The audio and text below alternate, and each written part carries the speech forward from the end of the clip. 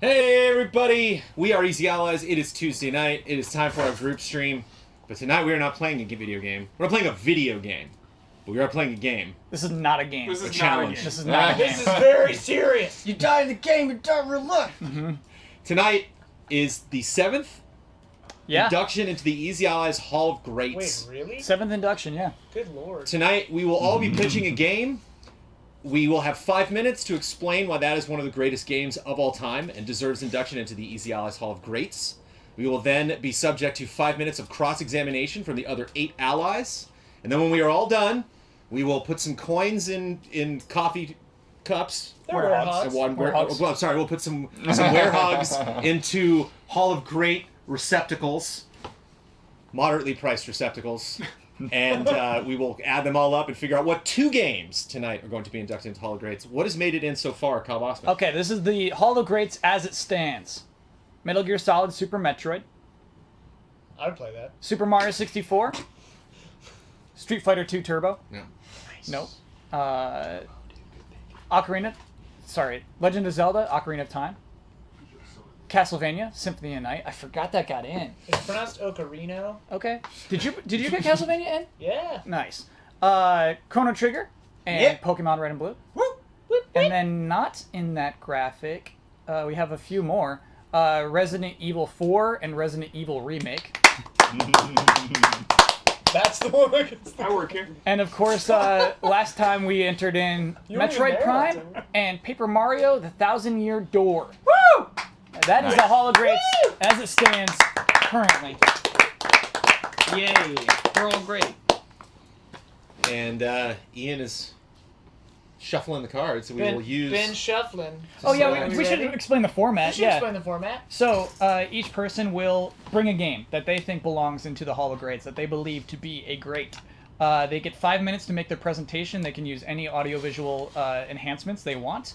Then that person must survive a 5-minute cross-examination when the rest of the people sitting here play devil's advocate, right? These are all great games, obviously, but they make a case for maybe why that game shouldn't belong in the Hall of Greats. At the end of that 5 minutes, we move on to the next person, and as John says, we count on everybody at the end of the shard. What about voting? How does that work? Adjusted that part. Okay. Oh, so actually no, because okay. basically everyone gets 6 points, 6 werehogs to vote with. The one that you get a 3 vote, a 2 vote, and a 1 vote. You give your 3 vote to the thing that you think deserves the most, and then obviously 2 and then 1. It's a broken system. Can you vote for your own game? You may not vote for your own game as chosen, a rule chosen by our community. Yeah. What if a game doesn't get any votes? Oh, nice, Hubert. If a game gets 0 votes from anyone other than yourself, Damn. Which You is can't not- vote for yourself. You can't vote for yourself. right, you can't vote for yourself. So if your game gets 0 votes, it is canceled. It is not admissible into the Hall of Greats for 1 year. Harsh. At least out of existence. Yeah, Yes. cancel. A couple of games are allowed in. Jurassic Park is allowed back. Nice. Genesis? Yeah, and then what was the other one that was? Was it Doom? Yes, and Doom. Yeah, Doom nice. 2016. Both of those are back on the table. Back on the menu. We've added some audio-visual assistance, so there's no spoilers when the voting commences. A specific color of werehog has been placed at the bottom of each receptacle. Yes. So if the first person votes, you can't hear that one werehog drop. It'll now be so when we vote at the end, remove all white werehogs from the receptacle. Yes. Yeah. Those do not count. Don't get excited Yep. when you open it up. If it's all white, Damiani will it's not bad. count the white werehogs when counting later. And how are we revealing the winners at the end? The countdown. You tell me, dude. You got your mic on? Least votes to most votes. Oh, I was just reminding you. Oh, okay. Well, I meant like first, second, and third. First, second, and third has always been the contentious bit. Oh. Right. We do number 1 first, and then it's between second and third who gets in. I like that. Yeah, I think that's how we did Whatever. it. Damiani Yeah, nailed second, it last time. We are not going to do opening packages between tallying now. Right. What about PAX? We might open We one can package we or can something crack some like packs. that. Yeah, If you BYOP, I don't know. sure. Yeah. We'll do something. Cool. You'll just look at an empty couch while We'll we hang count. out. I really Yeah. hope you have some packs. All right, are we ready for the first what have you? Yeah. Here we I'm go. always first First or last up, every time. Brandon. Oh, I thought that was you. I thought that was your card. I was like, you jinxed yourself. I'm preparing the timer. Cool. Damiani will go Excuse me. on your timer. It's Red Dead 2. Brandon, Yes. Do you want picture-in-picture for this? I want picture, I want sound, I want all of it. I mean, like, do you want our reactions in this? Do you want to, like... I don't need them, but the room needs to hear the video. Okay. Oh, it's a video. It's a Red Yes. Dead 2 trailer? Is it a 5-minute video? Then I don't On need it. 5 minutes on the nose. Yeah, you don't need to time Dude, it. Brandon came to win. Video for It this. is 5 minutes on the nose. Do you have your remote? Is the Jones is TV? Whenever you are. Dude. Here Here we go. Is there Focus audio up. coming from the TV? Focus up. I'm going to push it live as soon as Jones gives me a thumbs up. Here we go. Oh. Easy. Pulled the trigger. Easy. Jones pulled the He's had enough, yeah. Yep. He's ready to get in. You dropped the H-bomb. Yeah, here we go. Thermonuclear. Receives no votes. When I first played Final Fantasy VI at the age of 15, I was not aware video games could tell big and complex stories. I'd followed exciting adventures in The Secret of Monkey Island and Indiana Jones and the Fate of Atlantis, but I'd never controlled this many characters at once, or finished a quest that brought forth so many conflicting emotions. It was the relationships that I watched develop between the separate characters that really fascinated me. Some party members absolutely despised others. Friends would leave the party, or go missing, or die. They had trouble forgiving one another and understanding why their newfound friends made the decisions they did. The sprite size and speech bubbles limited how much they could express themselves, but I was still in touch with their feelings. I worried about them and was proud to fight for them.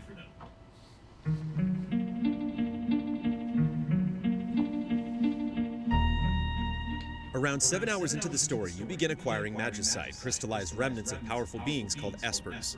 Each block of magicite teaches you a different set of spells and lets you summon the associated esper. I find this justification for using summons to be rather somber. Each esper has died to give you their power, and each battle summon is like an echo from beyond the grave. Anyone in your 4-person party can equip each magicite so they can all learn every spell in the game. Characters can also carry 2 relics that give them stat boosts or extra abilities. This means you have a lot of freedom to choose what you want each party member to focus on. It also means that, aside from weapon or armor specialization, you can build your party the way you want to. Most importantly, you can choose to spend time with your favorite characters, or whoever you think is appropriate for the task at hand, and leave the rest to hang out at the airship. But the game also splits up your resistance group on several occasions, so you need to give everyone enough attention and be sure you're able to form several viable parties. While the cast has a versatile set of skills, they each fit their own unique role in the story and the world. The carefree gambler with a flair for the dramatic, the disgraced general from an evil empire, the magical knight forced to hide his powers. Before you face your final challenge, many of the heroes get a chapter or two that opens a window into their past. Some are funny, others are heartbreaking, but they always move the story forward, or help define who those people are. Even a few optional characters near the end are appropriately odd, with special abilities that complement the already packed roster.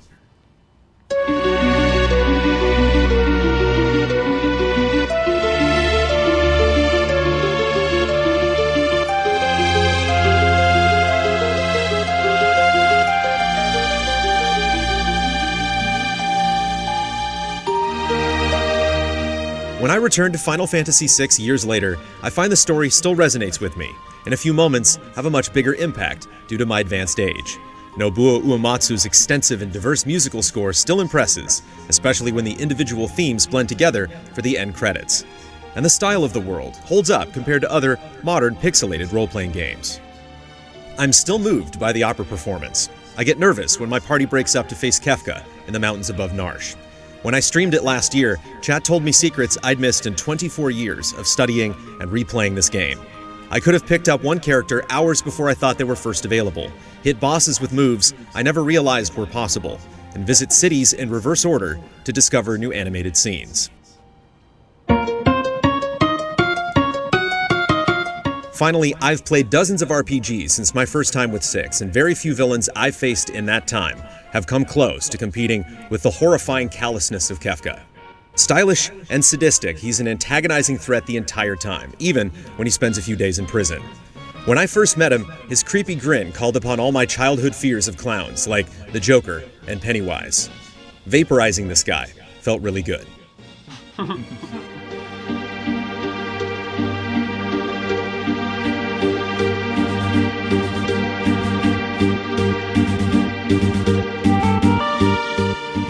firmly believe Final Fantasy VI is one of the greatest games of all time. It was built upon 7 years of lessons from other Final Fantasies, and it shows in the way you meet new cast members, travel to new locations, and experience the story's most pivotal moments. It's a phenomenal achievement from some of the absolute masters of the craft at the collective prime of their careers. It's one of the greats.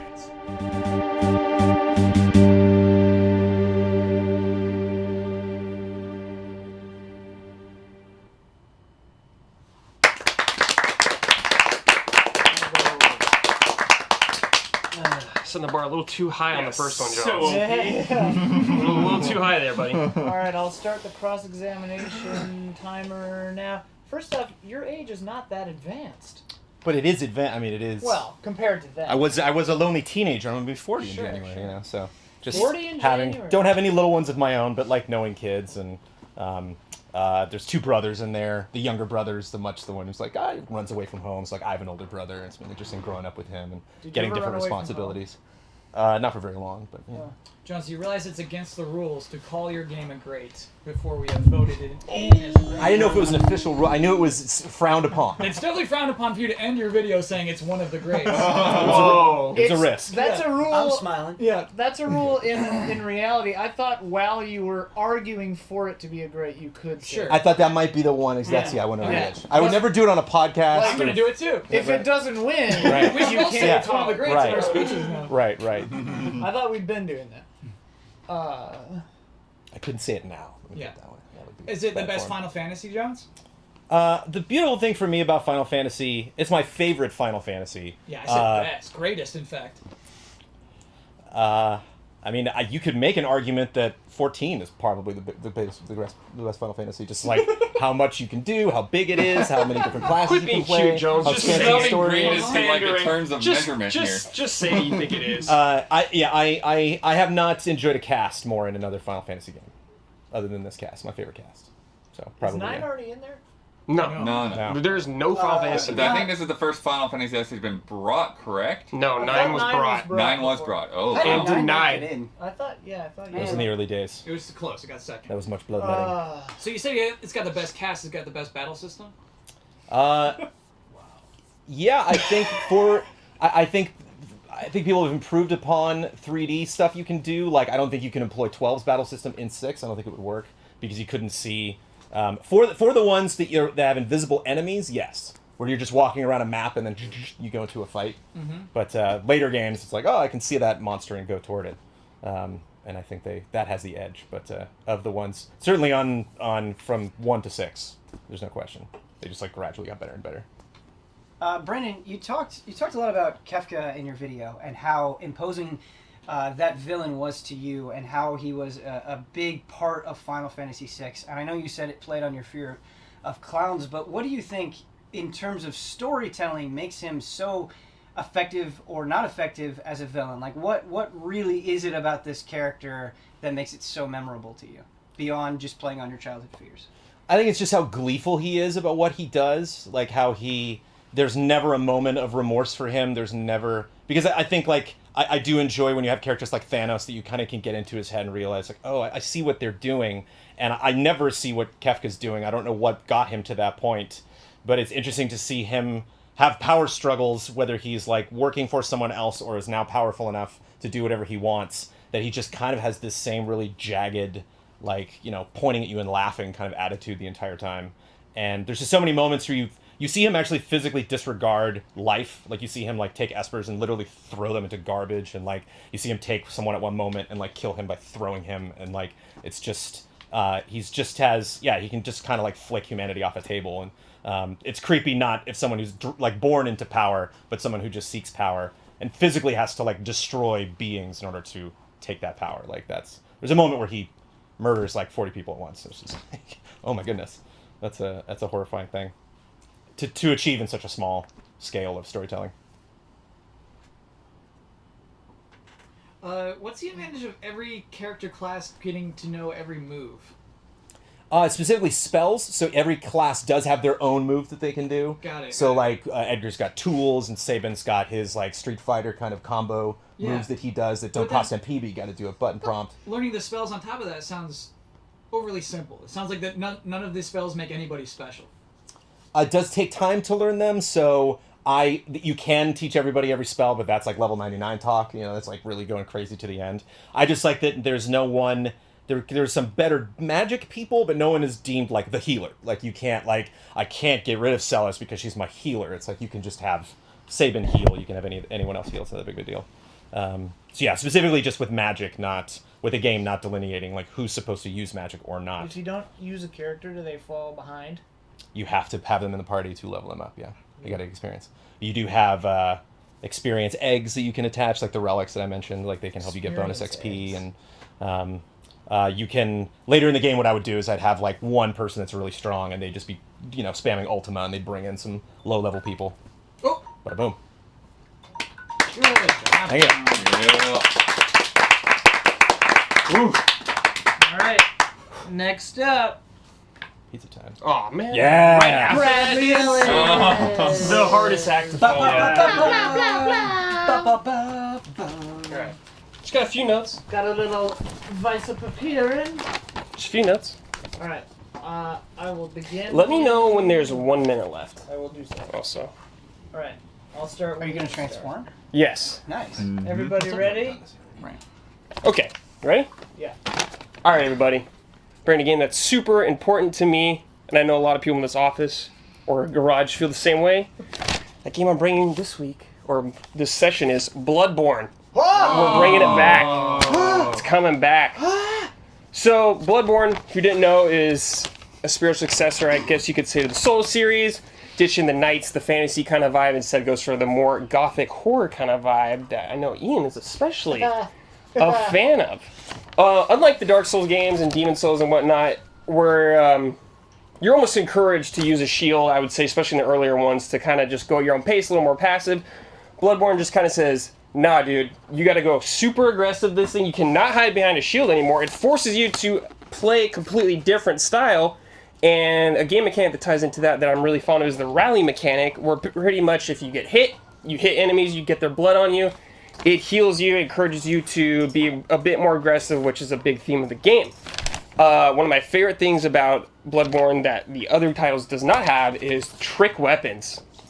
Now, the cool thing about trick weapons, they're all super weird, bizarre weapons. There are your typical swords and stuff like that, Ludwig's Holy Blade. But there's also a couple really weird ones, like Tonitrus, that Kyle's a big fan of, which is pretty much a raw electricity on it. One thing I love about the weapons is that everyone kind of seems to gravitate towards their own weapon. It's almost like an extension of their personality. Someone finds a weapon, they attach with it, and they find themselves, I would say pretty much everyone I know in this room stuck with probably one or two weapons the entire game. Once you found your weapon, you're in. Huber with the Kirk Hammer, like locked in for life kind of thing. Kyle Tonitrus, like I said, Ian, obviously, Blade of Mercy, locked in for life with that thing. The level design also takes off after Dark Souls, interconnecting areas, I think is really great. Like, you start the game at in the top of Yharnam, I forgot exactly what it's called. Then you go down to Old Yharnam, you can see where you're at before, like, and everything like that. There's tons of verticality in that, with not, like, cheesy. It makes sense in that kind of world how it's designed, not just being vertical for the sake of being vertical. The NPCs in this game, also super intense. I don't think there's any happy endings in this game, now that I think about it. I think everyone that you run into has a bad time. Father Gascoigne, a hunter, ends up killing his wife, and in the process his two daughters end up dying after that. One goes insane, falls off the ladder, or they both go insane. They both get killed, one gets eaten by a pig. If you go things about the right way. I want to talk about also a thing that I will count with it because it's all one package to me is the Old Hunters DLC, which I think is probably From Software's strongest DLC. I would say next Artorias of the Abyss. Pretty much takes all the elements that you love from Bloodborne, but it adds in completely new things that expand upon the lore about the Hunter's Nightmare, why they're all there. What's the one area that Ben Moore really loved a lot? whatever the lab, I forgot what it's called, but it's Yeah. the lab with all the stairs, the labyrinths. Oh, that. Yeah, where you can rotate all the stairs. Really great level design is something you haven't seen in the rest of the game. The boss fights also in this game are super varied and completely different from each other a lot of times. You got your encounters with your little humanoid enemies, the classics, your Lady Marias that we all love. These are all really great fights, but you also got the ones with the beast, the cleric beast, your Breedis. You got all these different variety of bosses, and there's always something different going on with each boss. I also want to talk about the Chalice dungeons. I know a lot of people were like, "Oh, what about the Chalice dungeons? It's kind of weak." Chalice dungeons are completely optional, but the Chalice dungeons are awesome because there's completely new enemies down here and new weapons that you will not find anywhere else in the game except down here.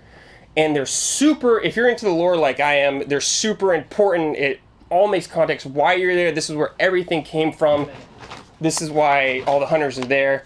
I also want to talk about when this game came out. I want everyone in this room to remember the feelings that we all had in the office talking about this game, being like, oh, I had to turn to this counter. Like, it took over the office about how hyped everyone was going to new experiences. And even brought in people who are skeptics of From Software in the series, like Brandon Jones right here.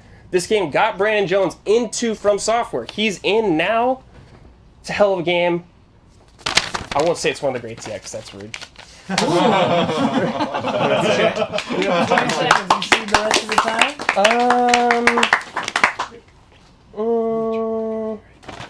Fear the old blood. That's it. Fear it. Fear it. All right. Let's hear it, boys. All right. I will start the counter on the first question. So I'm gonna go with, you were talking about the trick weapons and such, but do you feel like that they are enough to make up for the different combat styles you could have in the Souls games, where you could have magic, you could have pyro, you could be cleric, and you could have all these other different weapons, shield or no shield. Whereas trick weapons, to me, they feel like, even though each one is a bit more versatile, it feels like it kind of encourages the same kind of fighting style rather than taking more different approaches. Well, there is magic in Bloodborne that you could totally use. So there is no pyromancy or miracles, which is true, but it doesn't make sense in this kind of universe. But the trick weapons, what I think is really great, because there's two functions to every trick weapon, so it's very situational what part of the weapon you want to use. Sure, you may find certain aspects of like the saw cleaver better for more examples, but it has just a little oomph to separate with that little attack. It just adds a little more to it. Sometimes when you even extend these trick weapons, they play completely different Bloodworth, so I think there's enough variety in that. No lip sync. Right. Bad frame rate. It's been patched. Dungeons get repetitive. Miko Lash kind of sucks. What? No. These From are questions. chat. These are supposed to be questions. Yeah, this is just like a list. From chat, if it's so great, why isn't there a Bloodborne 2? Joe Town. That's PS5. They're saving. They're making Sekiro. Like, let's settle down. Let's settle down. Actually, like Brad, Miko okay, Lash. so everyone always goes to Dark Souls as one of the greatest games of all time. Yes. Because of like level design, the way the world connects, Right. And like NPCs like Lautrec. What makes Bloodborne one of the greats over Dark Souls 1? I would say they're they're apples and oranges to me, kind of thing like that, but I think I'm way more into the universe of Bloodborne than Dark Souls. I think Dark Souls does a lot of that stuff great, and I think a lot of people look to Dark Souls as like the better one because it's a lot of people's first Souls game. And yeah, it did. It ditched the level design that was found in Demon Souls like that, and it totally opened up. But I think Bloodborne takes what that idea was in the other games and executes it just in like the theming of the game in its own way. I wouldn't say one's necessarily better. It's just kind of like a preference on which one you like. Brad, do you think the stats and leveling up system is a little obtuse? No. Okay. No. Brad, yes. What about blood vials and having to farm for blood vials if you're not the greatest player?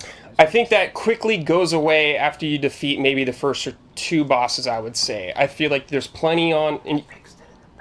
Yeah, they've patched it so it's easier now. You can hold them in the storage, so it's not as much of an issue. That is a yellow card. A lot of the things like the frame rate has been patched, the loading times have been patched way more. Brad. Yes. With the optional final boss with Moon Presence, I remember doing the legwork not talking about old hunters, of course, just talking about the main game. Right. Doing the legwork to get to that point, and being a little bit underwhelmed at kind of how easy that fight was in comparison to my experiences with other Final Fights that I'd had with other Souls games in the past. You can make, What do you think about that? I just felt like I don't remember how many tries it took. It was like 1 or 2. It just felt simple and more straighthtforward than I was expecting. I think because at that time, Ben, you were a vet of the series, and it wasn't your first rodeo with that game. Pander. So you played Demon Souls, you played Dark Souls, you were in, you know how the game works to an extent, Ben. You knew what you were doing, and it's at the end of the game where you're super dialed in. I think there's enough challenging to the boss, especially the mechanic where he takes away all your life, and no one else in the game does that. I think there's an element to that, especially when it's a boss fight back to back, like when it goes from Gehrman to that. Brad, does it matter that you cannot make a normal-looking character in the character creator? Yeah, you can. You're an atrocious monster no matter No, what. you can make a pretty decent character. You just got practice. Do you feel like the online elements took more of a backseat, and in fact that you don't see as much invading or people invading you? Right. The way they handled invading is definitely different in that sense. I think it was a good idea to try it differently, but I would say I think it works out a bit better in the previous titles. But it does try something different, which I really appreciate, and they try to make it make sense into the lore. Like Should we have a Dark serious Souls. conversation about frame rate, like for real, instead of passing Sure. it off? Sure. Got patched. It's patched. It Yeah, doesn't- a lot of it it's got not- patched. Load times are patched. It's not locked in. It's still a mess in places. Where? The entirety, like climbing a ladder and going up into Yarnum. No, Base the mode. only place I would say it's Time, really... time, time. Okay. Oh, all right. Gotta start with that. Brad, bonus question. Yes. Do you think 9.8 is the correct score? Yes, I do, actually. I don't think it's a 10. You just lost my vote. Ben is next. Oh. Hey. Me? Ben. Oh, damn. The other band. All right. Time to pull out the Scooch in. notes. He's got a Coke under there, just so you know. Okay.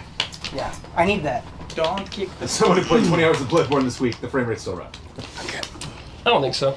You're just talking like this. Yeah, I'm just I think saying. some of my bigger issues were patched out. Yeah. I had, like, Damiani, I will shortcuts broken and stuff. cue you on that thing, if that's cool with I you. got it ready to go. Okay, cool. Ben Moore joint. Let's see. No, not a video. Someday I'd like to do a video. This is not this day. All right, I will start it when you start. Okay. All right, so there are some games where when they're such an important part of my life and enough time passes, say 10 years, I get really worried sometimes and even get a little bit afraid about revisiting them. Not always, but once in a while I'm like, man, this meant so much to me. What if it doesn't mean as much to me now? Will I be able to reconcile that? And time and again, every time I revisit this game, not only does it hold up in every sense, but it is just as impressive as the first time I experienced it. And every single aspect of this game, which I will try to go through the best of my ability, is really just pretty brilliant. And that game, Damiani, is Halo Combat Evolved. And I want to break down the story, I want to break down the level design, I want to break down the multiplayer, but I want to really emphasize how just memorable every aspect of this game is. And we're listening to the music right now and this Gregorian chant. I mean, you hear just like 2 seconds of this and you know what it is and you know where it's from.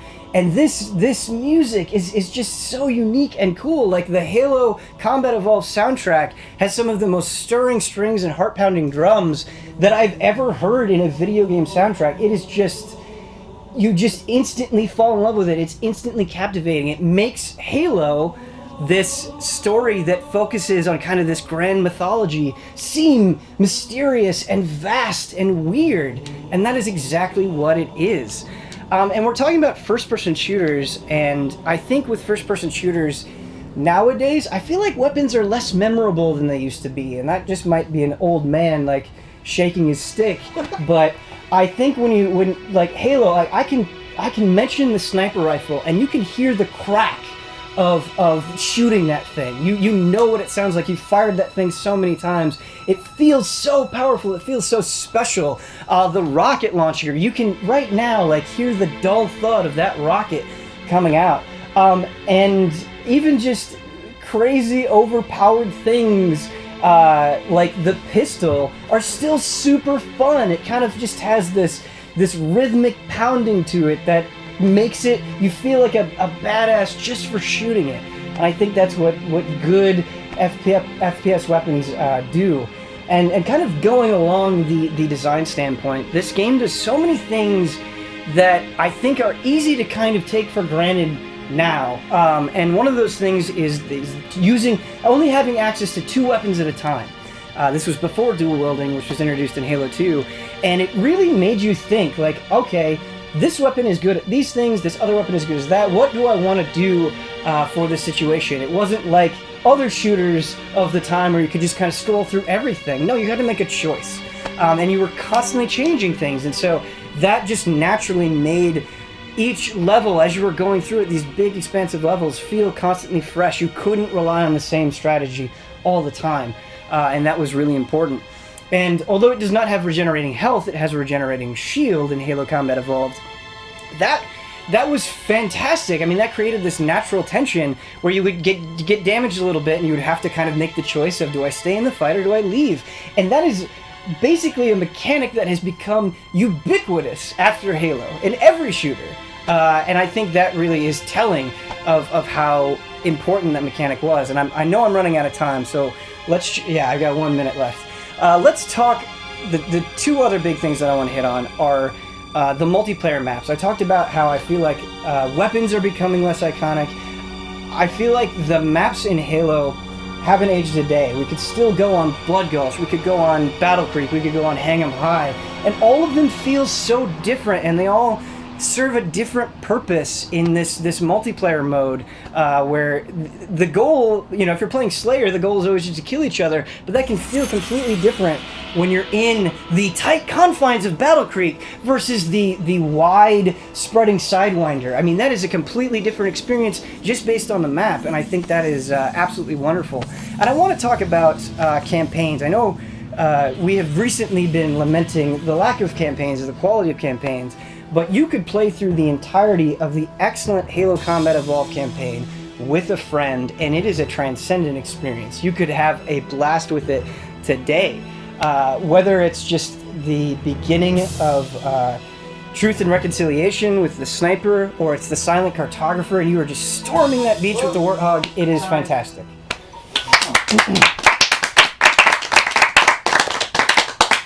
Good job. I will start the timer when we start asking questions. Ben, I've never been a big fan of Master Chief. He is kind of the driving force of the story and of the game. Do you think he's a great character? Do you think it even matters? What's your take on Master Chief in Halo 1? I do think Master Chief is a good character. What don't you like about him? And I'm just asking so I can answer the question better. There's like no personality there. I just never got into his backstory. He doesn't have a face. He doesn't have a face. He's just bad faces. Yeah, he just feels like a robot. For me, I think the reason Master Chief is a good character is because Master Chief is surrounded by very, very, very human characters, right? I think about Commander Keyes and how strong he seems at first and how he just utterly crumbles under the threat of the Flood, right? And there's a lot of tragedy and there's a lot of, man, we're not going to make it. And Master Chief, to me, is somebody that clearly cares about people. I think pretty early on you get a good sense of his bond with Cortana. And I think you kind of need that character. You kind of need, like, when you look at just like a hunter and how big and how hulking they are, and they've got this fuel rod cannon that shoots big green balls, I think you need a hero that seems capable with dealing with that. And I think Master Chief always seems capable, but he's not like, to me, he's not like this caricature. He's not like constantly spouting one-liners. He's just somebody that can deal with this. And I think that's a very valuable quality to have in a lead. Are the Flood a good video game enemy? I think the Flood are a good video game enemy in the sense that like they're really the heart of the story in Halo 1. Finding out about them and the fact that Halo exists to get rid of them. I think narratively they're very important, and the game makes a good case for why they are there. They don't just feel like they're thrown on. They're really interwoven into the story, and you have to completely change how you fight them compared to the Covenant. So the Covenant are actually really smart even today. They'll get out of the way of grenades. They'll just try to use cover. They're constantly mobile. The Flood are not like that. And you spend a lot of that game fighting Covenant, and then you get to the Flood, and it's like, oh my god, these things are charging me and blowing me up, and there are these things that are just assaulting me. It's a completely different sensation than fighting the Covenant, and I also think that is really valuable too. I remember at the time really enjoying Halo, but I played it with friends that at the time I had also like met and talked a lot about aliens and Starship Troopers, and so I took a lot of that going into this game and almost felt like this was kind of an homage. Now I wouldn't go as far as to say a parody, but there were each star just like straight out of Aliens. Like there are parts that kind of seem to be just having fun with sci-fi, not necessarily telling a deep emotional sci-fi story. Do you think any of that attitude hurts the game? Do you think that holds up over time? Well, to me, what matters most in a video game is how it feels when you're playing it, and absolutely I think Halo wears its influences on its sleeve, but I can't watch Aliens and get the same sensation of charging up the plasma pistol, right? Like it took those things that we were used to seeing on the screen and made them as much fun to shoot and to utilize that as it was just to watch. I mean, like just getting on a Ghost and how it felt just moving around. It took like, yeah, maybe it's not the most original sci-fi world, but you could participate with it in such a way that I don't feel like had been done before as effectively in a shooter up until that point. Do you think are Halos 2 and 3 better than 1? Did they improve upon it, or is 1 the best just because it came out of the gate swinging? Or I think 1 is just inarguably the most groundbreaking. I think from a storytelling perspective, Halo 2 is kind of a mess, and I think I like Halo 3's story, but it's trying to wrap up this trilogy. It's trying to be an ending, and obviously mechanically they introduced a bunch of stuff in the later games that were really good. But what I like about Halo 1 is like, yeah, it's the start of this huge epic story, but I think you can appreciate it on its own. I think you can just kind of play Halo 1 and it feels more complete than like Halo 2 or Halo 3 do, where you can just kind of enjoy it on its own and it doesn't feel bloated in any way. Toads. 10 seconds. Anybody else? Library. That's not fair. I want to answer that. You got 2 seconds. It's not that bad. Time's up. Oh, hey, you got it.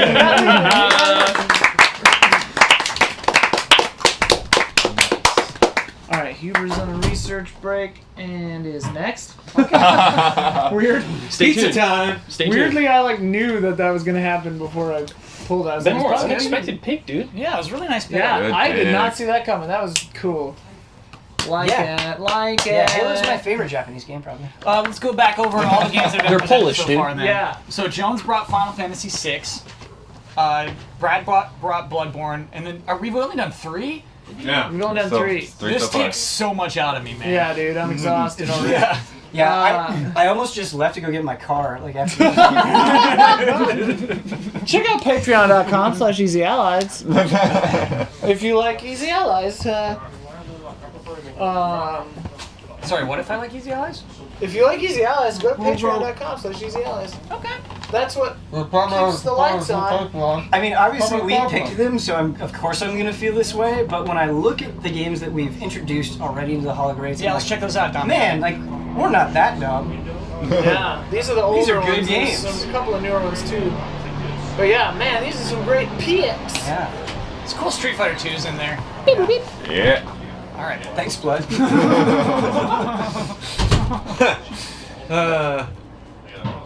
You're up, Hubie. Oh yeah. Yeah. It's me? Yeah, dude. Well, it's you. We need to get everyone out of here We got first. some prep time. We got some prep time. Hubert tells me what to do with this presentation, and he's like, "Is it me, guys?" Well, I was just prepping you for when it is. Okay.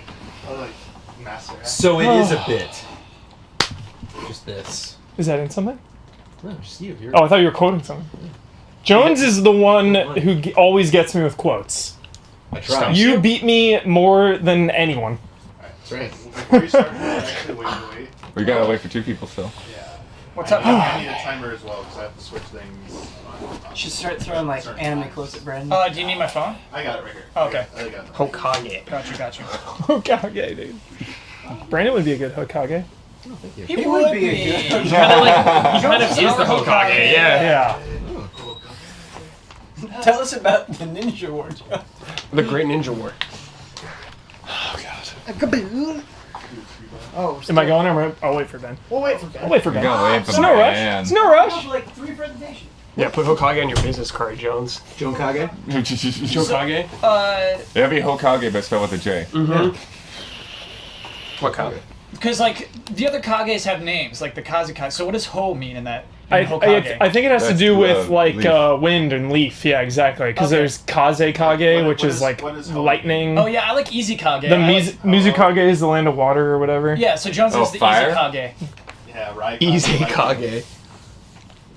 Is Kage like Hokage, Kage's Fire fire. Shadow. Kage. Yeah. Don, they're good, dude. Take the lunch. Could I have one, Don? Those are so good, dude. Kage. Taking one home to my Thank wife. you, Donnie. Taking one home to my wife. Thanks to the person who sent those to us. I can't remember. She who it loves was. Pellegrino. I told her about that flavor. She's never had it. Yeah, Dude, they're you good. did the best special this weekend. Nice. Coffee and Coke. The Highly best- recommend it. Yeah, the best special. I was like tired before I filmed the Huber hype at Game Trailers, and Beth was like, "Dude, just go coffee and Coke." So I was like Mixed together. chugging Did she coffee. like- did she No, like Coke separate. Black? Okay. Chugging coffee, What? chugging Coke. and Is just that like, is that Coke with coffee in it? Did they make that? Well, Coke Black, but that was like around All right. 99, 2000. Like, I don't think they lasted very long. yeah, it didn't take off. They were Are too we early. Set. Yeah. Too early. All right, we're set. We're ready. I will start Hold on, when Eamon. you Hold on. start. Now we're ready. Right in the mic. Yeah. Let it click. Today I'm bringing a game near and dear to my heart, and that game is Batman Arkham City. Batman Arkham City. I want to start here. I want to get this point across. We cannot diminish, we cannot take for granted that it is, in the 80 plus years of Batman, one of the greatest Batman stories ever told, period. One of the best representations of the Dark Knight, of Joker, of these classic villains. You know, going through, I just replayed it, so it's fresh in my mind and it still holds up, but just thinking about what they do with the Joker in this game. You know, Batman stories have been told for decades, and the fact that they managed to tell one of the most impactful stories and one of the highest stakes stories that we got to play is just, it's mind-blowing. It's absolutely mind-blowing, and the story has aged even better over time. But I want to talk about the gameplay, because I know people are going to bring up Arkham Asylum, but I really think Arkham City is the superior game. Arkham Asylum is more focused, but the biggest thing, obviously, is the story. Arkham Asylum's story is cool. Joker takes over the asylum and tries to get one up on Batman, but City just takes it to a whole nother level, and they improved upon everything, from the ground up. So combat has been expanded. There's way more to it than Arkham Asylum. You can disarm and take out people's guns. You can, swoop in and use all of your gadgets. Traversal, too. Like, people forget, Arkham Asylum, you couldn't even really glide in the game. It was so confined. This was the first time that it really felt like you were Batman in the city taking down criminals. And I want to talk about the pace of it, too, because it strikes, especially after playing Arkham Knight even, it strikes the perfect balance of main storyline and side quests. There's no disconnect. There's no time in the game when it's like, I should be doing this main storyline, but let me just put that on pause so I can go get some XP and finish off a couple checklists over here. No, these side quests happen organically. You'll be swooping through the city and you'll hear a phone ring, and it's Victor Zsasz on the other line saying, I'm gonna kill this person, Batman, unless you stop me. Or you'll get knocked out, and all of a sudden, you'll wake up in Mad Hatter's shop. Or you'll discover these corpses being laid across the city, which leads to one of the ultimate payoffs with Hush, who, you know, they set the tone and they plant the seeds for the next episode in Arkham Knight. And, you know, I think about the combat, and there's a rhythm to it. There's a complexity to it. It starts, like, this game is so well paced out. Combat starts out so chill and so easy, and then it just gets progressively more intense. You have to use all of your gadgets and all of your tricks. No better representation of that than one of the greatest boss fights of all time, Mr. Freeze. You have to take him down in numerous ways. You have to use every trick in your book and every tactic to take him out. And some of these stealth areas, too. Stealth cannot be taken for granted and overlooked. You'll go into this room, and you have to take these rooms. You have to take your time. You know, there will be so many enemies, and you really have to pick them off one by one by one, because guns will destroy you. You know, you're just a man. You're Batman, and you will get shredded by gunfire. And you know, some of those rooms can be brutal. Like, you'll be in a Predator room for like 10, 15 minutes because you really have to take your time. It's not a game you can rush through. And let's talk about these Easter eggs and these secrets. Some of the best in the biz. Finding these secrets and these Easter eggs. People found Easter eggs in this game a year later, like Calendar Man, setting your internal clock to visit Calendar Man on every single like month of the year for these payoffs. Finding Black Mask in the corner of the penitentiary, getting his ass kicked by guards. He's not in the game, but there he is getting his butt kicked. Azrael on the rooftops. Time. Nice. On the rooftop. Azrael on the rooftops. Azrael on the rooftops, man. You ready? Yeah. Oh, whoa. All right. Oh. How do you feel about the main villain of the game, the Arkham Knight himself? That was Arkham Knight, Arkham City. That's I'm Arkham City, baby. He was so ready, too. I'm sorry. I'm totally It's spaced alright. out. It's alright. That's my bad. It's alright. My apologies, everyone. I forgot it was called Arkham. Yeah, I'm sorry. It's That was okay, a watch it's on my okay. part. It's okay. Everybody makes mistakes. I would counter one thing you said. I don't like this Catwoman. I think she's not very smart. I think she's like kind of sexy, and that's it a lot of the time. Like, there's just not like a lot of humanity to her compared to other representations I've seen in the characters. She's just kind of like, I'm hot, I'm trouble, look out for me, and I'm like, I'd like a little more complexity there. To counter that point, Jones, there is a point in the game when you get to decide if you take the cash and leave Batman, Right. and then Robin will come in and save Batman at that point, or you can go back and save Batman. So I think that's cool. I like the way it kind of ties in with Two-Face. You know, they have more of a rivalry at that point. It's just another subplot. And she controlled so differently, and I appreciated that. She has different gadgets. I liked playing as her. How's the zipping? Gliding is so fun in this game. I love it because you feel like you're getting better at it as time goes on. There's like the challenges you can do in the beginning, you know, and just nailing the swoop down and the up. Again, it just feels like you're working for it and you get better at it. And then, of course, you can upgrade your grapnel ability, which makes things easier as the game goes on. But We're only discussing the original release of this game. yes, Yeah, yes, not the troubled remaster. not the remaster, original game. Huber, when you're in the city, solving little puzzles for Riddler trophies, you're Yeah. not saying, "Oh, I should be doing something else right now."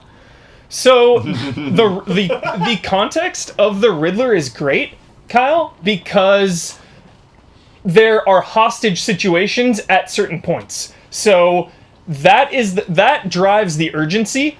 It starts out, those puzzles start out like, yo, I have hostages, Batman. You better come now or I'm going to take him out. You go, and then he's like, okay, Batman, like, if you can solve my riddles, like solving more riddles, he gets more hostages. That drives the urgency. And that's Batman's best plan?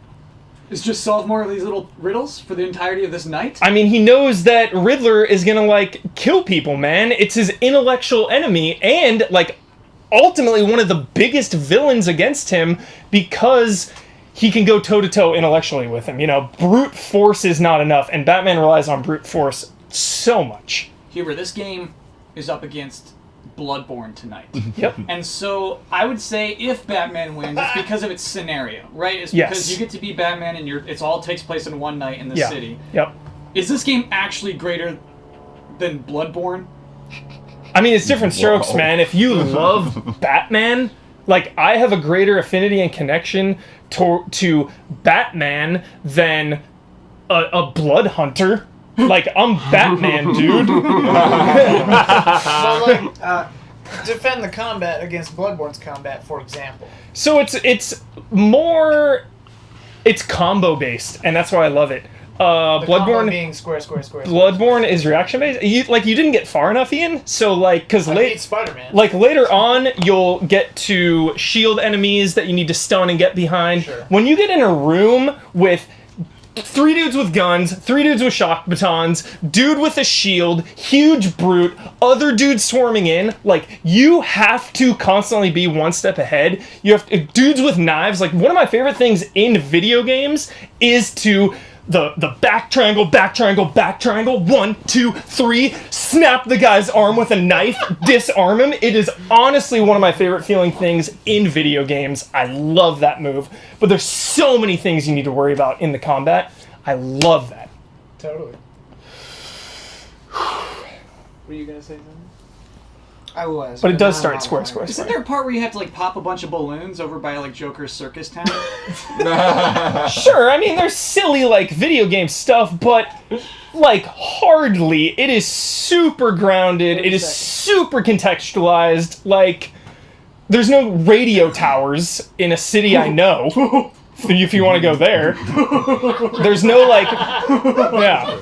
So, Wow. 15 seconds. I still have to Anything like else? hack a radio station though.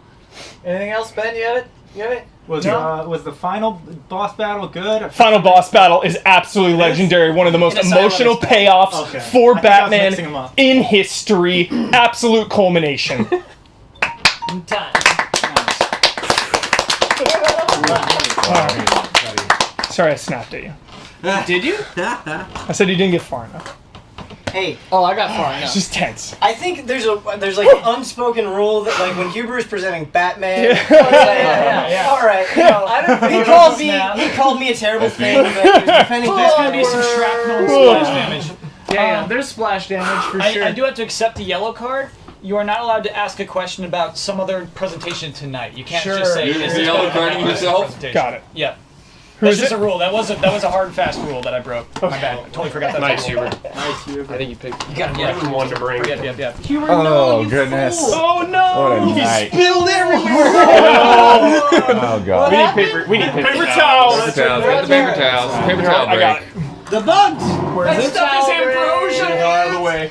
The bugs. Oh, was it the Pellegrino? Yeah. Yep. No, Huber. All over the cables. Dude's gonna get Earth Defense Force up in here. No more votes. Sorry, Huber. You, as a result, Batman has been Yeah. You spilled your votes all over the floor, Hubie. Is that enough? Or need more? Okay. Crisis averted. Crisis averted. No harm, no foul. A little sticky. Just a little Sticky. sticky. The ants will clear it right up. Man, EDF would be really fun to break. That would be so funny. Huber's just trying to throw you off I your would game, be Blood. Right. Stay focused. No, I mean, I'm thrown off already. Like this. It'd be so fun. We haven't seen out Pellegrino thoughts right This is a very hard I list. mean, I love it. I know. I'd be like, It's an incredibly hard list. Oh my gosh. give me that. There I got it. Okay. But is Good EDF save. better than Bloodborne? Well, they say this is why they need a studio.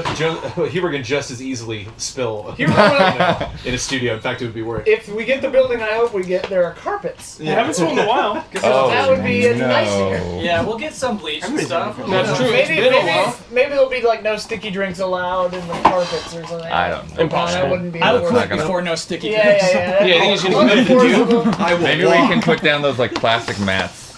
We'll hire an intern to just walk around under Huber catching liquid that falls. A vacuum behind him, Yeah, just following him. vacuuming behind Huber all the time. All right, I'll start when you start. Okay. Yeah, I've got my notes. Okay. I don't know how to go against all this stuff. This is part of it? No. Okay. Yeah, so tonight I am bringing an absolute classic. I am bringing a game from 1982. I'm bringing Miss Pac-Man. Okay. I respect it. Culmination. One of the first games I've ever played, for sure. In wherever actually, like in bars and in like Pizza Hut and like it was Pac-Man. Miss Pac-Man was everywhere. It's a game that's about skill and reflexes and moving as quickly as you can, but it's also about strategy, like trying to analyze where the ghosts are gonna go, when to pick up the power pellets, when to dodge and go like across from the tunnel from one side of the screen to the other, and you've got all of that going on. There's just constant tension. If you're trying to get to that power pellet right before the ghost gets you, if you're trying to get a ghost like right before their power runs out. And then just trying to clear the map of those last few pellets, especially if you run out of power pellets and there's just like a couple on the other side of the map, and then it just gets crazy. It's super easy for anyone to pick up and play, anyone to understand, but definitely like hard to master, hard to read all of the different nuances to that game. And you can get super addicted to it and just getting into improving yourself. Some of the reasons to go with Miss Pac-Man over the original Pac-Man, it's got more level variety. The first Pac-Man had one board, and Miss Pac-Man has 4 different ones that it goes through. They improved the AI patterns so that they're less predictable, and so you can't just map out where they're going to go when you go to places. They gave better cutscenes between the levels that kind of told the story of Pac-Man and Miss Pac-Man getting together. The fruit bonuses move around, so they're harder to get to, and they're actually all fruit. In the first Pac-Man, you eat a key at some point. It's kind of weird. And then, as I was like going back and looking into this, I dug down a rabbit hole of history that I was not aware of, and some of you may already know this stuff, but I did not. Miss Pac-Man was not made by Namco. Miss Pac-Man is essentially the 80s version of a mod. It's made by a company called General Computer Corporation, which was formed by some MIT students, and they were basically making boards. They made Missile Command boards to like you hacked into the original arcade cabinet to improve the game, and so they were working on one for Pac-Man. To avoid copyright infringement, they created thing called Crazy Auto, which was basically Pac-Man with like big long bird legs. It was really freaky looking. And then they presented that to Midway, who was the US distributor for Pac-Man. Midway already wanted a sequel, and so they started working on it, and they changed the character. They went through a couple different names. They went to Super Pac-Man, then they went to Miss Pac-Man, and then they went to the Ms. Pac-Man with the MS, because they thought that baby Pac-Man would be a sign that they were like having a child out of wedlock. So they wanted to avoid that. That's why I went with the Miss. They sent a demo tape to Namco. The president said to take the hair off of Miss Pac-Man, and that was basically the only note he had. It's one of the most popular arcade cabinets of all time. It sold 119,000 cabinets. Even a decade later, it was one of the top 20 best-selling Genesis games. And it's still very accessible, still in a lot of places today. A lot of people playing it on mobile. It's just like a classic, timeless game. And there's a minute left. That's my notes. I think that's what I got to say about that. Pac-Man tournament night when? Yeah. Let's go. Pac-Man, what's That's the hard. 256? Anyone. Pac-Man 256? Is that what it's called? I forget the There's number. the championship. That game's great. I like Pac-Man 256. I will start when someone asks the first question. If Bloodworth, if we were to play any of the other games that we brought, we couldn't beat them tonight, but at some point we could get to some kind of like pre-programmed ending to this game. And like if any of us played Miss Pac-Man, we would just play until we get brutally failed. Like there's Yeah. no way to win this game. Do they still make games like that today? Do you think that's like, you know, kind of rough, like to bring a game where it's like the only way you're gonna finish your playthrough of this game is through defeat? Yeah, I can't think of a game that I played recently off the top of my head, but I definitely think that's an element that made that game, made what part of that people coming back to that game is it's like, oh, it isn't just over now, you know, like a lot of the brawlers, like even though they're great to play all the way through and they like get your quarters by just taking lives unfairly or whatever, they did have an ending. You could beat it and the fun was just to like go with another friend and play through it again. But Miss Pac-Man, I think it's a game where the fact that the ceiling would be, I don't even know if like it's one of those games where like it gets frozen or whatever at a high score. I didn't dig that deep into it, but for most people, it's a game where you just keep getting better, and like you see a really good player, and like you want to watch because it's like, wow, how are they even moving that way? How did they dodge that the way that they did? Look, can you have fun playing this game for more than an hour? Oh, for sure. Can you? Yeah.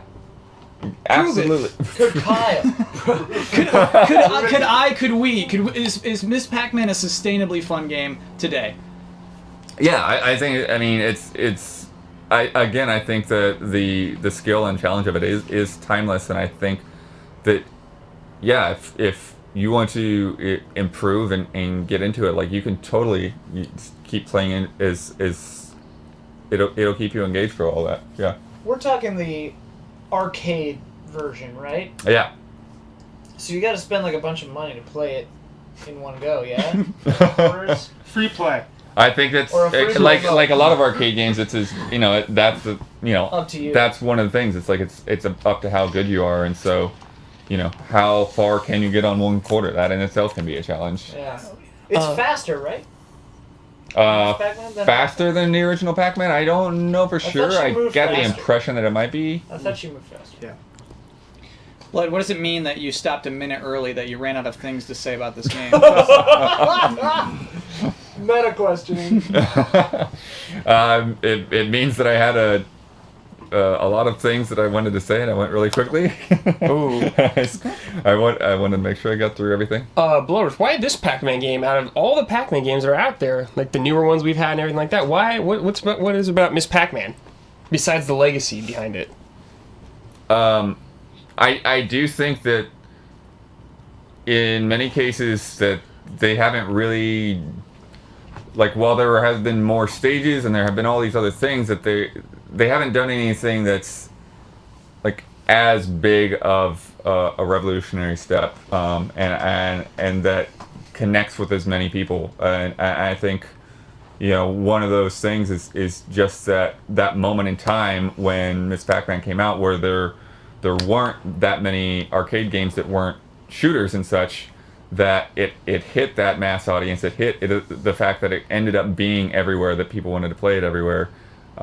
Whereas now, there's just some, like, the platforms that, like, the Champion Edition and stuff have come out for, like, those have been really good, but they haven't hit that same set of, like, everybody's into this right now. Yeah. This cabinet doesn't have... Is this one have multiplayer? Or no? Multiplayer, no.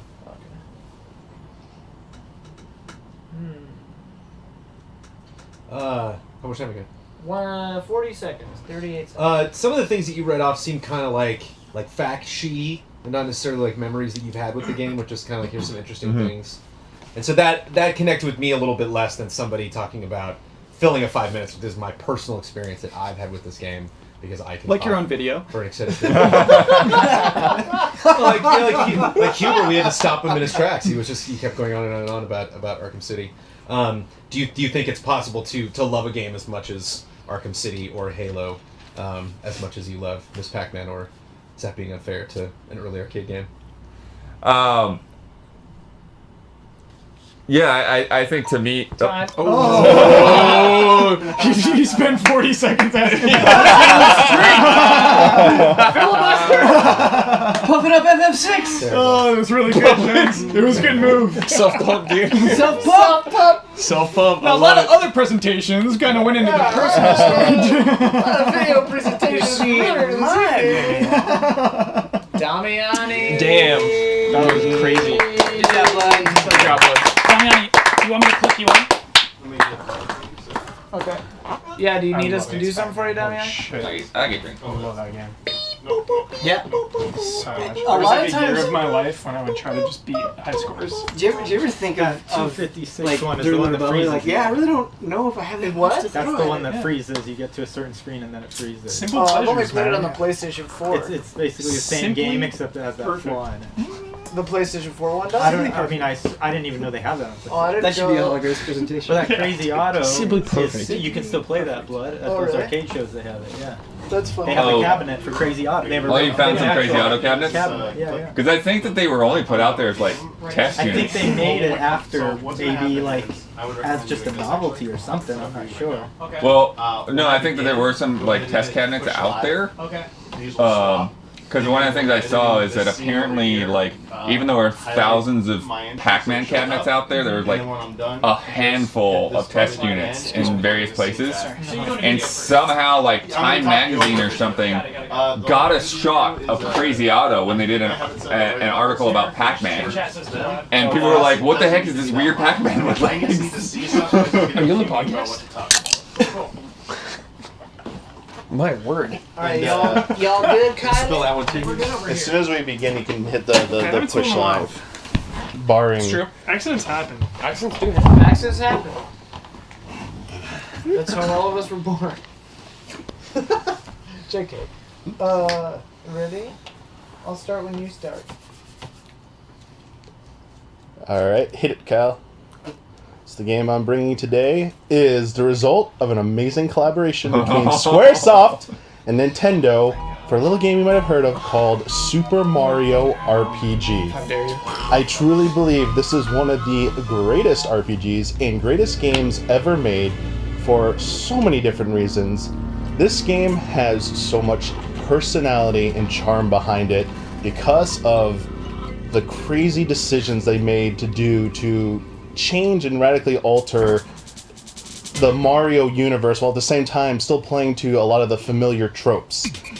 This game, presented an isometric viewpoint, lets you do battles in turn-based strategy, but it made them way more interesting than I feel that a lot of games did because it had active time or timed inputs where you could press the action to do an attack or a defense, and then at the right time, then they varied between each attack, you would get rewarded for if you got the timed input right. So it just added a little bit more of like kind of like a real-time element to a turn-based system that made it feel so rewarding. Like right here, you could he didn't do it right, but we'll say something right. But look at this, the charm and quirkiness they do in these like little scenes along your travel to defeat Smithy and regain the 7 stars.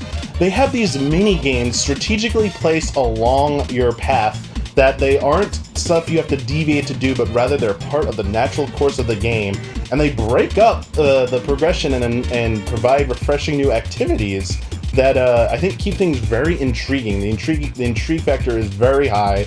You have these great bits of comedy and this atmosphere, and they incorporate Mario elements so well. Like Mario's jumping is just done so well in this game to keep the feel of it. And these side characters, you have Mallow you see here, the one who thinks he's a tadpole, but he's really from a land called Nimbus. And then you get the character that everyone, this is one of the most badass characters, Geno. He's so badass, that is why people keep wanting him in Smash Brothers to this day. The epitome of awesome and cool. You saw they had like linear segments where it's more like traditional Mario platforming. There's those nods back, bringing classic enemies, classic characters, the Yoshi race here. And they brought all, like after like really intense boss battles, some of them get really challenging. You're rewarded with like these mini games as well at times too, like the minecart one. Bowser! Talk about throwing like this crazy things at you. Bowser becomes an ally with you and fights alongside of you. You see this like really like emotional, kind of like sentimental side of Bowser you never saw before. You got this part with Booster's Tower where you got to go through all these shenanigans and puzzles. This really cool like hiding game behind the curtains to rescue Peach. Peach joins your party as well. Like, just amazing stuff. I love how they strategically place all these little events alongside battles, alongside really good boss battles, really well written dialogue, and the music. The music in this game is so good, and I love everything about this game. And it is a game to this day. I can just put it in, go in and play, and the jump stuff again. Rewarding those jumps, those timed inputs feels so good when you just like ding, ding, ding, get like 200 of them, get that achievement. You know, this game doesn't have achievements, but you get a reward for it at least. This fight right here, the Tsar Dragon, a subtle nod to Final Fantasy VI, a cut boss right there. What? It is. And there's also a hidden boss called Culex, which is not a specific Final Fantasy boss, but uses the Final Fantasy IV battle music, and it's a nod there. So you get Final Fantasy elements, you get Squaresoft's best elements thrown in here, and this game's scale. This thing called Smithy, this sword just crashes down, shatters the world of the Mushroom Kingdom, and it's like, this is serious business. I'm like out of my element here. This is like the grandest adventure I've ever seen from Mario. Like, forget Mario 64 or World or 3, this is it. And just an overall phenomenal game. Whoa. You have 40 seconds left. I was concise and tight, and I used my time well. That is why it ended. Yes! Good God! Woo! Woo! That was amazing. Obviously. I will start the time when we ask a question. So something that you didn't talk about that is really essential to me when it comes to RPGs is the world. I love going to different places and just seeing what fantastical areas I'm going to get wrapped up in, and secrets, like just figuring out how I'm going to get to places. And I haven't finished Mario RPG, and so I don't know if those are really key elements or not, and if that's important. So yes, Ben, there are several side quests that you can undertake. One of them is these 3 ghosts that want you to find hidden chests. They give you clues. So once you get to the monster village near the end of the game, after when you get to Land's End, they will challenge you to find where they will do hide and seek, and you have to find them. So not only does it test your mastery of your familiarity with the previous areas, but it's like, wow, it really gets you to go into every nook and cranny and be like, oh, it could be behind the sign here, even though it's isometric. That counts as a spot. I don't know. I found it really cool because I was like, this is a really big challenge. But also there are hidden question mark blocks that will give you items as well. The jumping mechanic, again, the platforming and jumping in this game, it encourages you to go hit stuff, try and explore stuff like that. And I think that's where you see what they were trying to do with this game in terms of encouraging you with secrets. A lot of the secrets are also the bonus stuff. I mentioned Culex. Sorry if I spoiled that for you.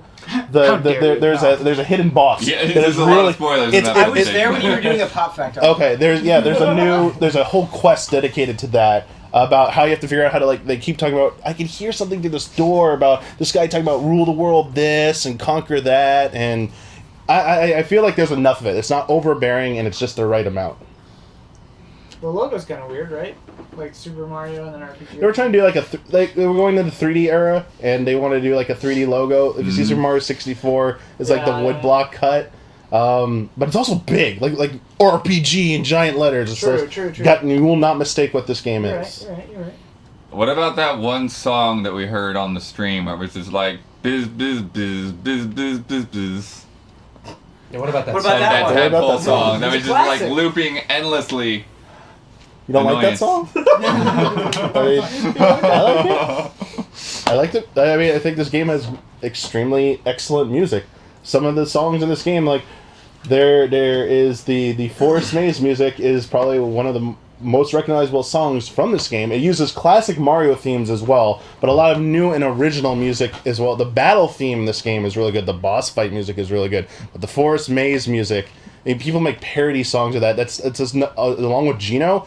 That song was found hidden in Smash Brothers Brawl, I believe. People were like, why? Why is it not because they wanted to do it. They were so close, but someone said no, and everyone's like, this is a really good song. It's not just that song though. Very good soundtrack. Hell, even some of the best soundtracks have at least one song that's not a winner. Like, let's talk about, I won't talk about too much. The Goron song in Breath of the Wild. Great soundtrack if you actually listen to anything. That one song was like...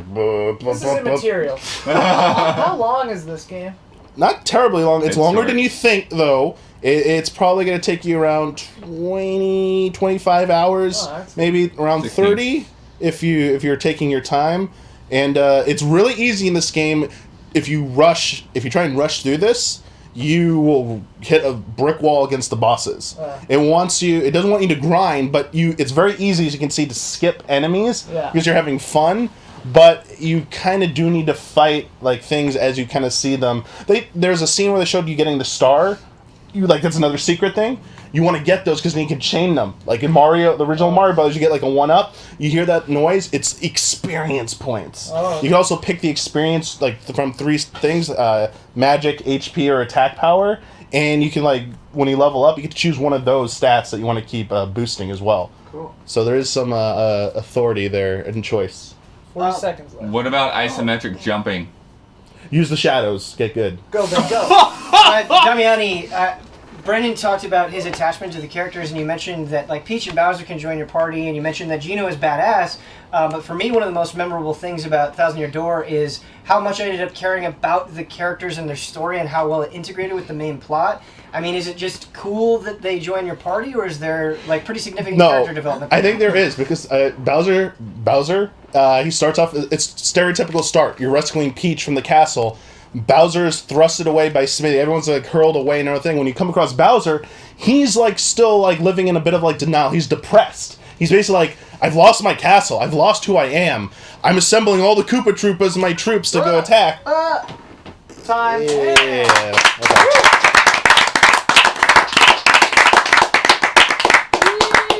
All right, let's see who's next. Nice job, Damiani. Good job, There's Damiani. only 3 left. 3 left. Let's see who it is. Don Casanova. Yes. Casanova.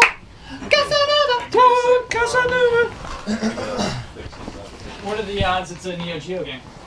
60%. Tonight I bring brute force. And Don, I almost feel like you just bought it. It looks unworn. This is a man. crisp shirt. This shirt is, I think, 2 years old now, but I've only worn it once. Okay. Then I took it back and put it on my shelf. Special occasion. Framed it. Yeah. Not crazy about the color, but it serves an important function this evening, Kyle. We'll see if you're right. All right, I'll start when you start. You ready, Damiani? Oh, wait, not ready Brad. for you, Wait, Don. Oh, Brad's not here. Brad's not I'm here. Brad. Man, tonight is a bunch of killers. This is You want to go back through what we have already then? What, right now? Yeah. So far tonight, we have Batman Arkham City, Bloodborne. Mention who brought him as well. Oh, Yeah. Huber brought Batman Arkham City. Brad brought Bloodborne. Dr. Jones brought Final Fantasy VI. Ben brought Halo Combat Evolved. Mr. Bloodworth brought Ms. Pac-Man. And Damiani-kun brought Super Mario RPG. It's a tight lineup. This is intense. Yeah. This is one of the... Every time it feels really hardcore, but this is one of the tighter lineups we've had, I think. It's about to get tighter. It's about to get even tighter with this Neo Geo, Sorry. whatever this is going to be. Mm-hmm. I hope it's I want to give magician anything lore. away, but Steven CT and other members of chat are quite observant. I hope it's Metal Slug. That's a spoiler. Me too. Oh. Whoa. Don, spoiling. Yeah, so no it's spoilers. Magician Lord, right? Let's see here. We're moments away from finding out, everybody. Let me fold up my intro paragraph so you guys don't see what it is. Bloodborne has been brought before. The rest of these have not, correct? Never been brought before. Correct. I brought Bloodborne The first time, right? Yeah, I brought it the first time. I wasn't here for the first Oh, right. Yeah, I brought it the first time. Brad honoring, Carry the tradition. carrying the tradition. One day.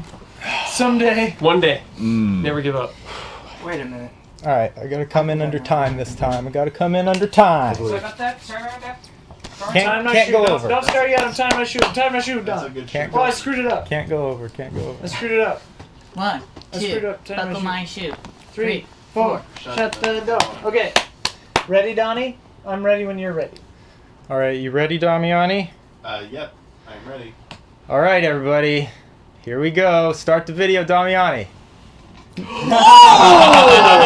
My nomination this evening for Hall of Grace is a game that is part of one of the most well-known and successful franchises in history, being just as recognizable worldwide as Mario or Halo. It is one of the latter entries of the series, and the achievements of this game are so monumental due to it paying meticulous, loving respect to its past while innovating on itself to rise and evolve beyond its own pedigree. It is a game which is easily included as a top 5 contender and arguably the best game ever made within its particular genre. This shirt is not a red t-shirt. This is a red herring, ladies and gentlemen. The game I'm presenting tonight. Mortal Kombat 9, okay? Mortal Kombat 9. Here we go. Wow, Mortal dude, how Kombat dare you. Began You should bait it.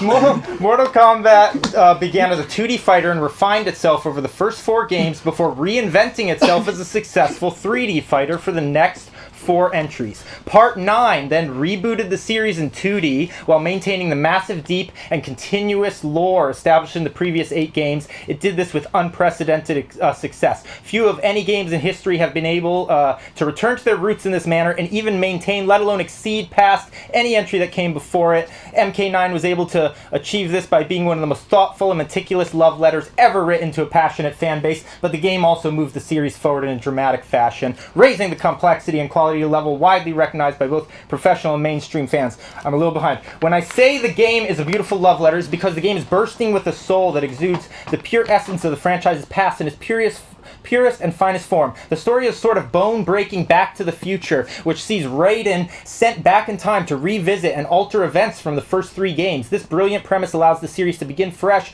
without discarding the complex timeline many were so invested in. This also allows the player to revisit some of their fondest memories in a most beautiful new presentation and with surprising twists and outcomes. The roster of fighters is inclusive and seems to not leave anyone's favorites out. I'm going to just skip a couple slides. The same can be said of the stage selection, which revisits many of the past favorites but displays them with greater imagination and detail than ever before. Not only that, but the stages are part of a unified world. When you fight in Shang Tsung's throne room, you can see a storm outside blowing the trees in his garden, which is also available as its own arena, and so on. This well thought out world makes you feel like you are fighting in a connected space rather than just independent stages and arenas. Okay, this game also stepped up with a complex, diverse, and satisfying moveset and fighting system, which raised its stock from cult mega hit to legit Evo headliner. This was in fact the first time any Mortal Kombat entry was part of the Evo fighting competition, okay? Would remain so subsequent years. This is a testament to its evolution, not just in form, but its function as well. Mortal Kombat is a series which exploded onto the arcade and then home gaming scene with a spectacular splash of glossy blood. This was its claim to fame for many years until the multitude of gory fatalities became customary and commonplace, as you see there on screen. Amazingly, MK9 was able to bring back the shock and awe, not just by reviving the fatality to greater glory, but by introducing the spectacularly violent X-ray moves. When activated, these pre-designed combos show a cinematic cross-section of your opponent's body as flesh is pierced, bones are shattered, organs burst. This incredibly satisfying special attack could be used in conjunction with a brutal combo or as a bone-shattering exclamation point at the end of the match, and often could turn the tide of battle. Tonight, Mortal Kombat 9 deserves to receive the respect it has earned. In a series known for secrets, MK9 is crammed full of them. I caught up. I can now read at a regular pace.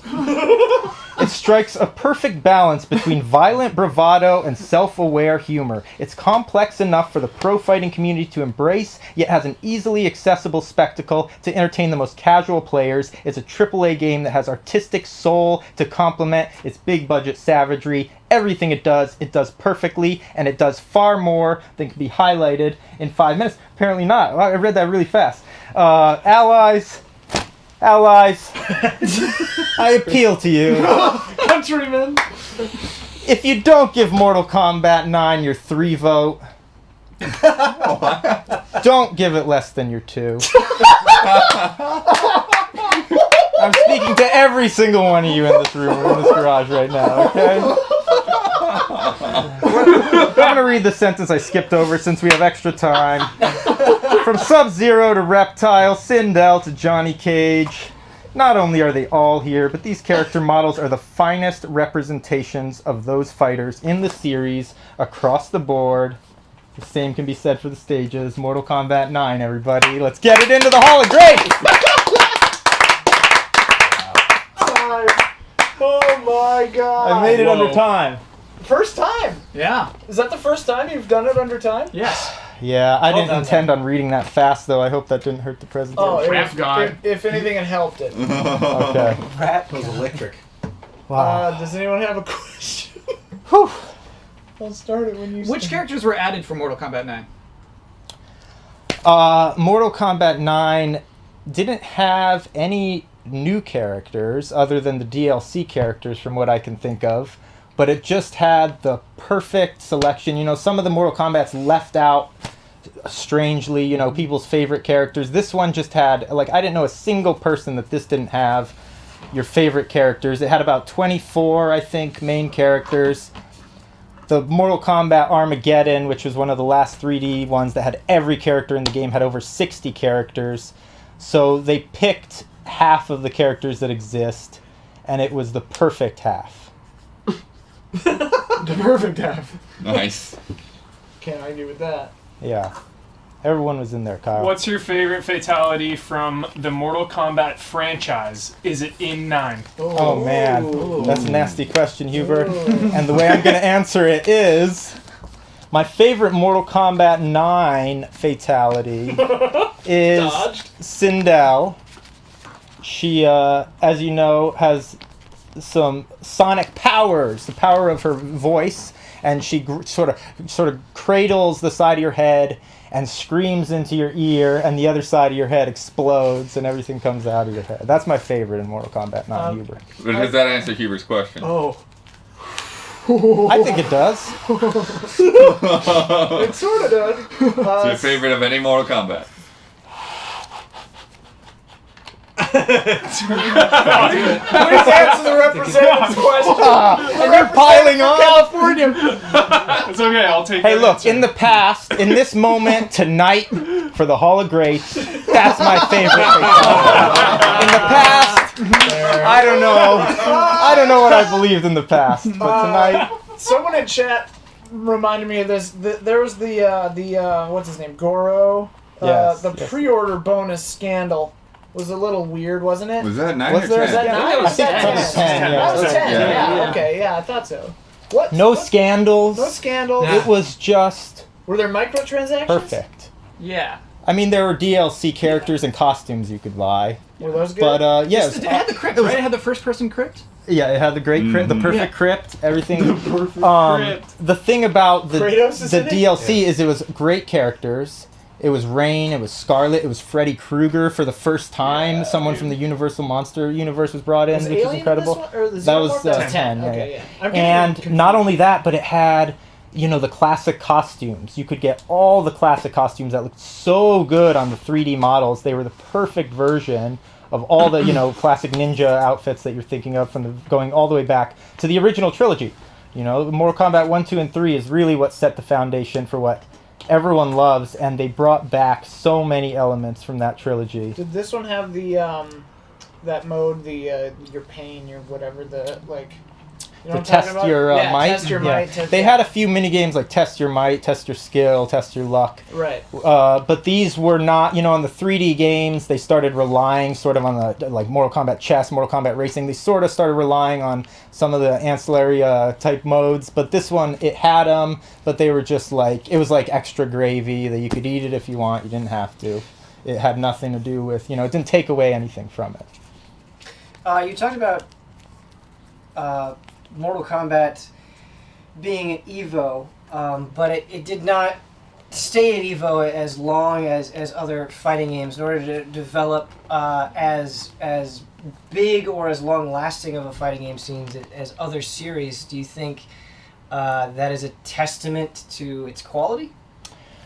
I mean, I don't. It came in the first year, and I think it was there for 3 years, maybe. But basically, Injustice replaced it, is what it was. And I think it was like a matter of them just... I don't know if it was Evo or if it was NetherRealm or that maybe didn't, you know, wanted people to focus more on Injustice. But from what I heard, I'm obviously not a pro fighting gamer by any means, but it was very well received. People loved the game when it was there, and that's why it was brought back in subsequent years. And not only that, but like at the time it was competing with Street Fighter 4, and it like had a legitimate competitor to that, from what I heard, in terms of pros opinions. So I think it was more about them wanting to focus on Injustice, and because since then they've always only had one game, even when they brought Injustice 2 and then Mortal Kombat 10. They've never had like 2 NetherRealm games at EVO. Ooh. John. Thank you, everybody. All right.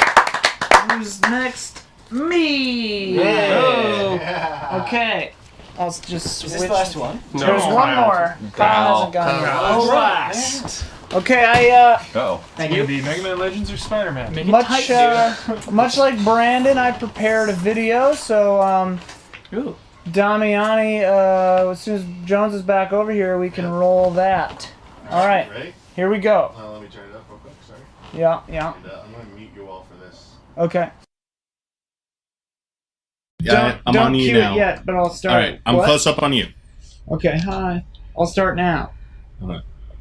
Since time immemorial, there have been 2 schools of horror. Duh. Here we go. More traditional horror and psychological horror.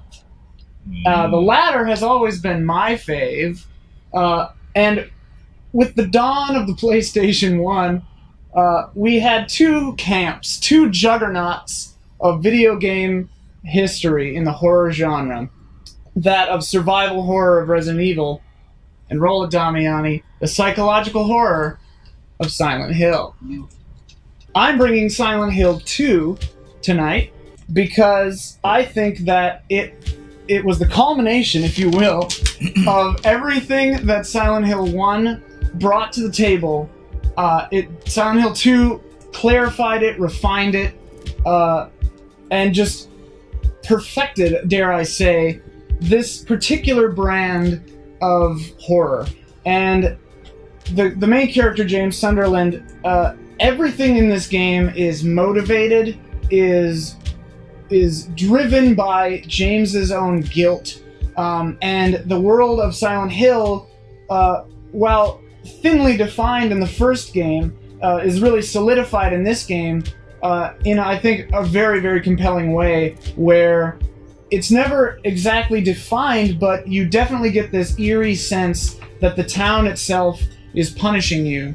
And you get that through several of the characters in the game. You have various characters who are guilty. Maria is born from a dream, you might say, manifested by either James's own guilt and lust, or Mary's feelings of inadequacy for James while she was sick. This character is a victim of abuse, and the game handles it, I think, in a fairly reasonable way, actually. It shows her as scarred, as terrified, as vulnerable, and I think that's the through line for all of these characters, is that James is suffering from denial and guilt and repressed emotions that are manifesting in this town.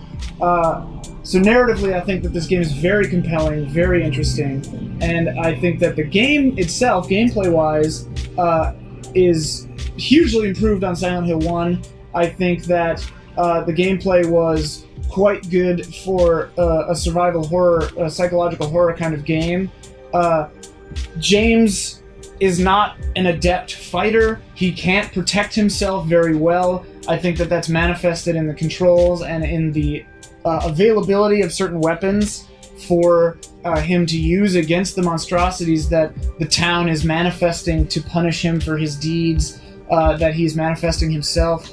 The music is very good, widely lauded as some of the best in the biz, and I think that it fits well with the tone of the game.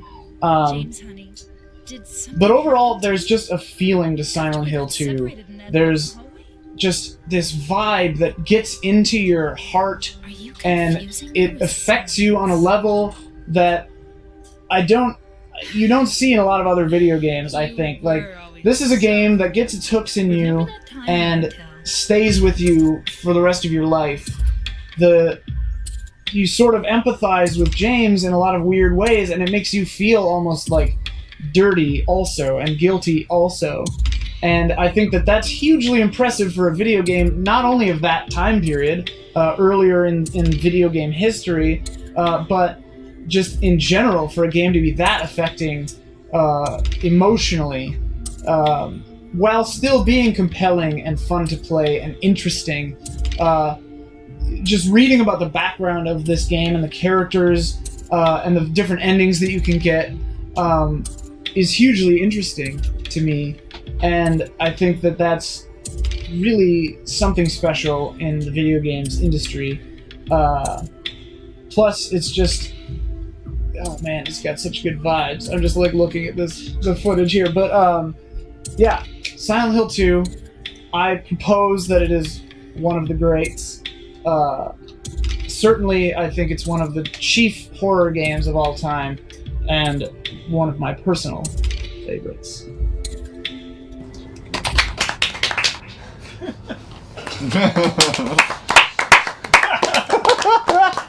Trolling you. So good. I'll start the time when someone asks. Can we just roll to the question? Yeah, we should. We should just remember rebuttals. Ian, do you think this panel made a mistake in our analysis in the last Hollow Greats? Kyle, this panel doesn't make mistakes, but I think that, you know, I believe in Silent Hill 2, and I just think that, you know, it deserved another shot, another crack at it. Yeah. You don't think you could do any better than that crack? That was the best possible crack. It was a crack, you know, but also just like for the lols, you know, you know, just for the lols. Is there some kind of a strange meta understanding of Silent Hill 2, having you witness your own words and deeds? Yeah. In the past, that then did not bring about the result that you wanted. It's and like here witnessing. and we are all trapped.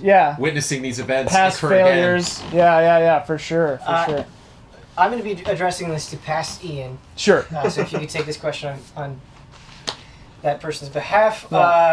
You said at the end of your video that Silent Hill has good vibes, and I don't know that I agree with that statement. Would you please clarify the good vibes of Silent Hill 2? Good vibes for a horror game. You know what I mean? Like, I would actually, and Huber would back me up on this, like, there... Especially when you're playing, like, you know, correct me if I'm wrong, but when you're playing, like, Resident Evil Revelations 2 or something, there is, like, a weird... coziness isn't the right word, but, like... nostalgia, comfort, kind of like... Oppression. Yeah, and that's just wonderful. And Silent Hill 2, yeah, it's oppressive, it's terrifying, it's dark, it's very depressing. Like, when I was cutting that video again, I got, like, really sad. And for a game from that era to still be able to affect me in that way and just get its hooks in me just from the memory of playing it years ago, I think that's hugely powerful. And so, like, yeah, the vibes are good in that sense, where it's just like, it's very effective vibes. Chad is informing me that I apparently asked the same question last time, and I was not aware of that. Chad past you, dude! It's so funny. We should have just rolled the questions. Yeah. Yeah. That would have been funny. Why do you think it didn't win last time?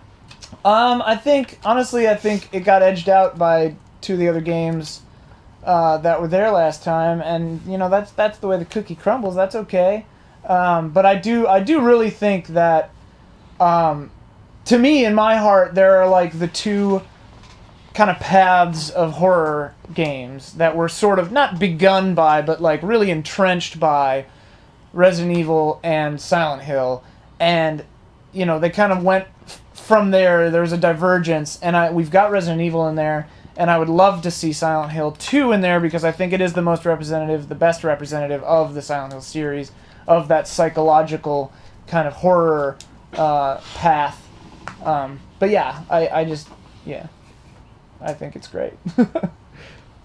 Do you think, after you finish it, do you think replaying it and revisiting it still holds up? Do you think it's a one and done game? I don't think it's one and done because this game has, I believe, 6 endings, And some of them require you to play through the entire game again, I think. There's one where if you collect, I think, 6 items, you can get the Samael ending, I believe is what's called a cult ending, where you take the boat to the island and do a thing. I won't say what you're doing, but and there are different endings, joke ending, of course, with the dog. But yeah, you can definitely replay the game. And also, I do think that replaying this game specifically is one of those experiences where going back through it with the knowledge you gain at the end of the game really does color your entire experience. It changes your read on a lot of the different things that happen. And I do think that's super interesting. And replaying it years later, I think it's just as gnarly as it was before. So I wish the PC version didn't cost $300 because that new mod looks cool. But yeah. Ian, I have a hard time giving my votes to a game I know is great, but is scary. How can you help me with this? I think the game is scary, but one of the things I really respect about Silent Hill 2 is that the form is the function, right? The fear, the terror that you feel is also part of the lesson that the game is teaching you. And there is, depending on the ending, you get different kind of climaxes, releases to that pressure, but it's there, and like the game is its own cure, sort of, if you know what I mean. Yeah. Time. Ooh. All right. Lasty but not leasty, Kai Boss. Okay, I gotta turn off that TV. Turn off the TV? Yeah, we'll turn it back on. Damiani's prepping something for me. Oh my god. Let me know when it's off. It's off. Mm-hmm. Kyle's in it to win it. Spider-Man. I'm in it to win it. Baby, Spider-Man. Spider-Man PS4 incoming. Yeah.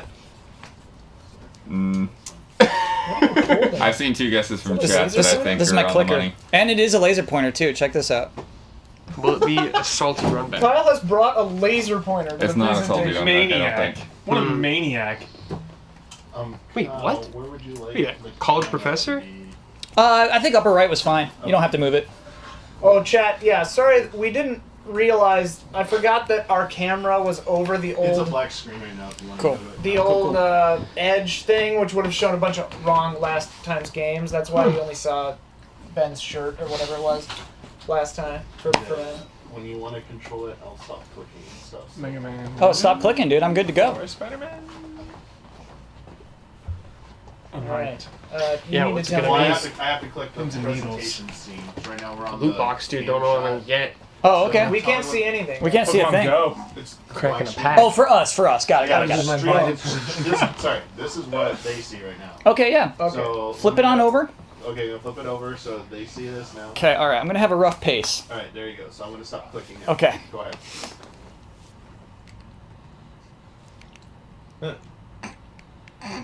Maybe I need to click it once. Okay. Like activate the window. Yeah. Okay. So let's talk about Mega Man Legends. We've been doing this for a while. The Hall of Greats appearances 3. Number of votes not from Don or myself 0. How could this be? I have a hypothesis. Perhaps my colleagues don't fully understand what the Hall of Greats is. Perhaps there is not a positive example of a game that is truly great. That is why today I'm bringing Tetris, the obvious great. Now what I want to talk about is 3 concepts here. Challenge, risk, and reward. Tetris has a mastery of these concepts, and the game is only these 3 concepts. Let's start with challenge. Challenge, in video games, we are entertained by challenge. I don't think that every game needs challenge. However, challenge is effectively used within games. Check out this chart. You see that in any video game, we expect the difficulty to rise over time. Now, Tetris doesn't have a time limit. The only thing that Tetris does to end itself is get faster. Sorry, block speed is the difficulty. So the entire challenge of Tetris is that it just gets faster. So technically it looks like this, because every 10 lines you clear, it gets faster. There's only one way to die, and that's your blocks reaching the top of the screen. We'll talk more about that later. I want to talk about risk.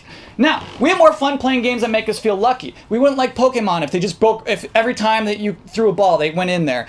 But also, challenge gives us the danger that we just talked about, but risk allows us to choose our danger. That's an important thing for video games. So, when we talk about Tetris, here's an example right here. We got an L piece coming up, right? You could do a couple of things with this. You could put it here. Hey, that's okay. That's the safe play. You're going to get 3 lines. You're going to move all your blocks down further from the roof. But you could put it there. That's the risky play.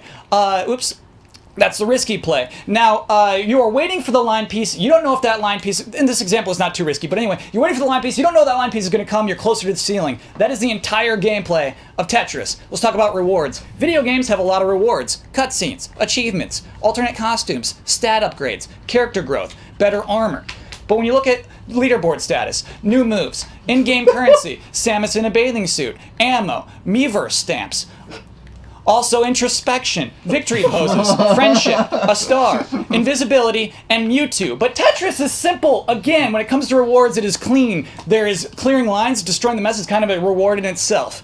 There is the space shuttle that, depending on your score, you get a larger space shuttle, potentially Baron if you're playing on B-type, but most importantly, one of gaming's oldest rewards, points. You get points by clearing lines. You get more points by throwing your blocks down. That gives you a point bonus, but you also get more points for playing at a higher level. Once you go deeper in, once the game is playing faster, you get more points for that, and you get more points for clearing more than the lines at once, which is where all of this ties together. The challenge of Tetris is the increasing speed. The risk of Tetris, safe plays versus waiting for big plays. The reward of Tetris, more points for more risk and more speed. Tetris is just this. That is the game design of Tetris, a holy trinity. And not just that, when the player is playing this, the player is thinking of these things and only these things as they play through the game. Tetris is the obvious great, not because it's a classic, not because it's my favorite, but because this game is fundamentally flawless. A lot of the games in the Hall of Greats we might like more than Tetris. There's games that I like more than Tetris in the Hall of Greats, but they'll have extra stuff. They'll have opportunities to be imperfect, but Tetris is perfect in itself. Tetris was a great in the late 80s. Tetris is a great today. Tetris will be a great 50 years from now. I think a lot of people will come to see this. Thank you so much. You have a minute 20 left. Okay. I did skip some stuff on Risk. No, I'm good. Let's just do it. Went too fast. Great presentation. All right, I'll start the time when we ask the cue. Kyle, can we play this game for more than an hour and have fun? Personally speaking, you can play this game for a lifetime and still have fun. I can personally verify that. Yeah, I think there's a couple dozen hours on YouTube. Yeah. You did not use the entirety of your 5 minutes. Is that because there is not enough stuff to say?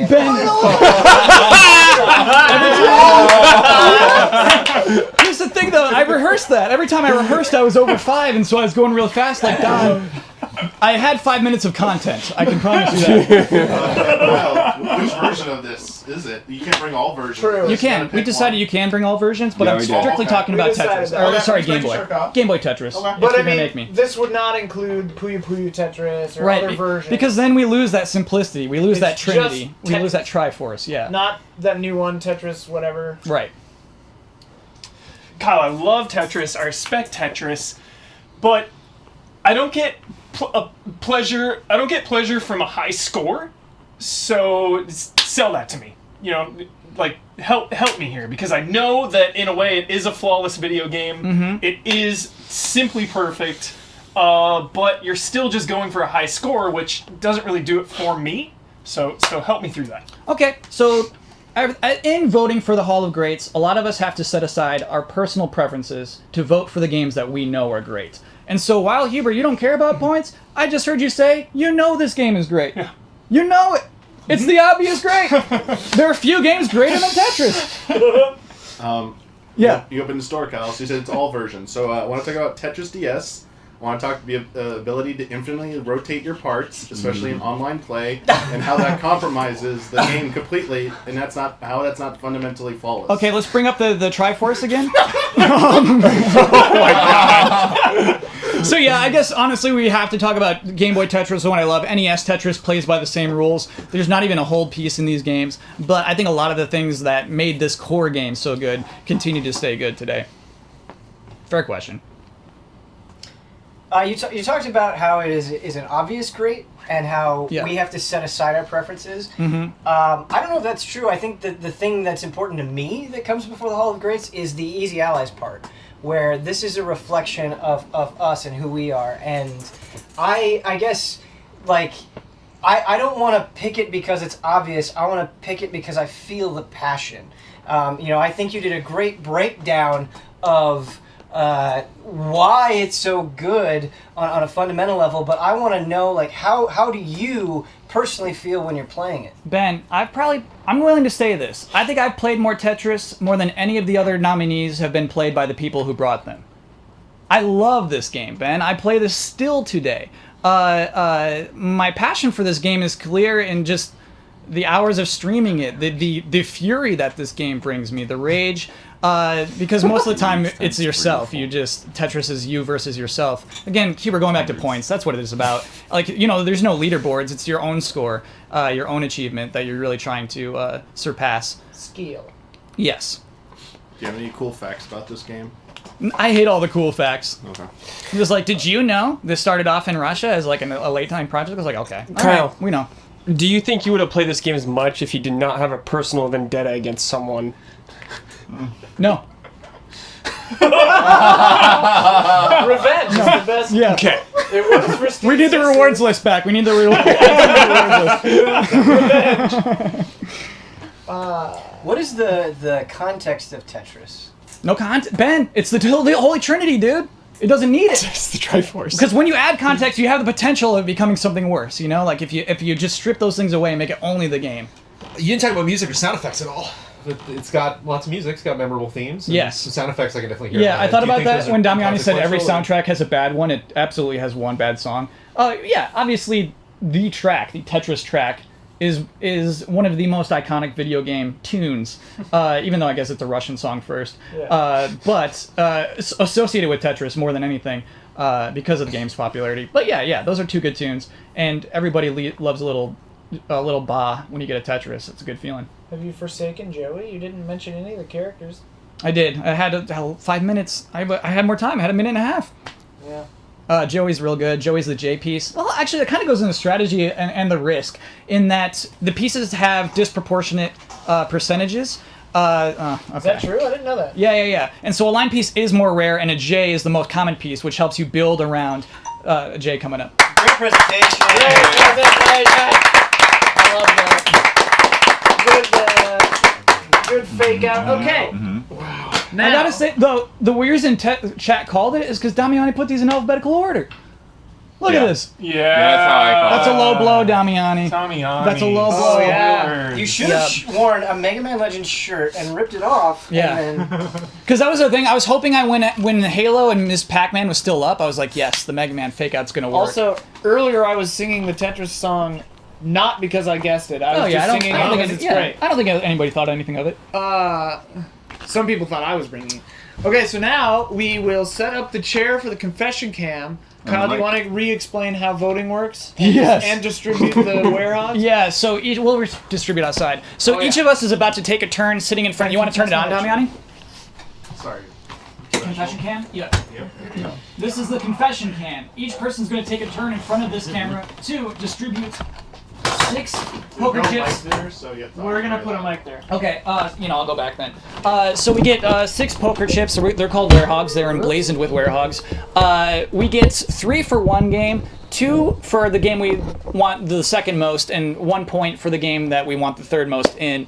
As Don said, preferably if you can't give them 3, maybe nothing less than 2. That's what that meant. Is basically we get 3 votes of different balances. Chat, we're turning you off so that you can't hint to any of us about who's winning or who's voted for what.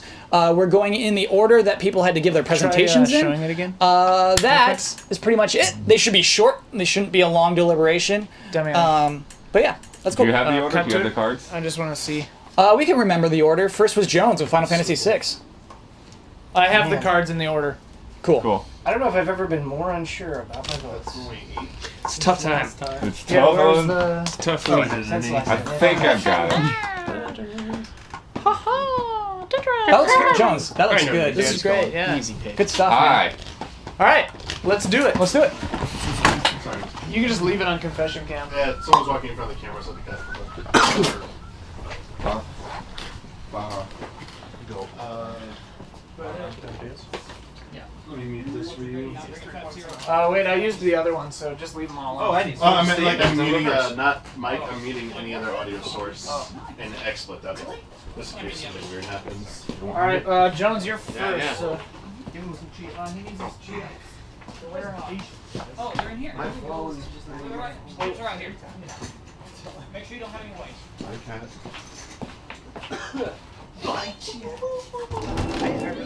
Kong, 'cause it's like, if you're picking my fish, you're like essentially the same kind of thing.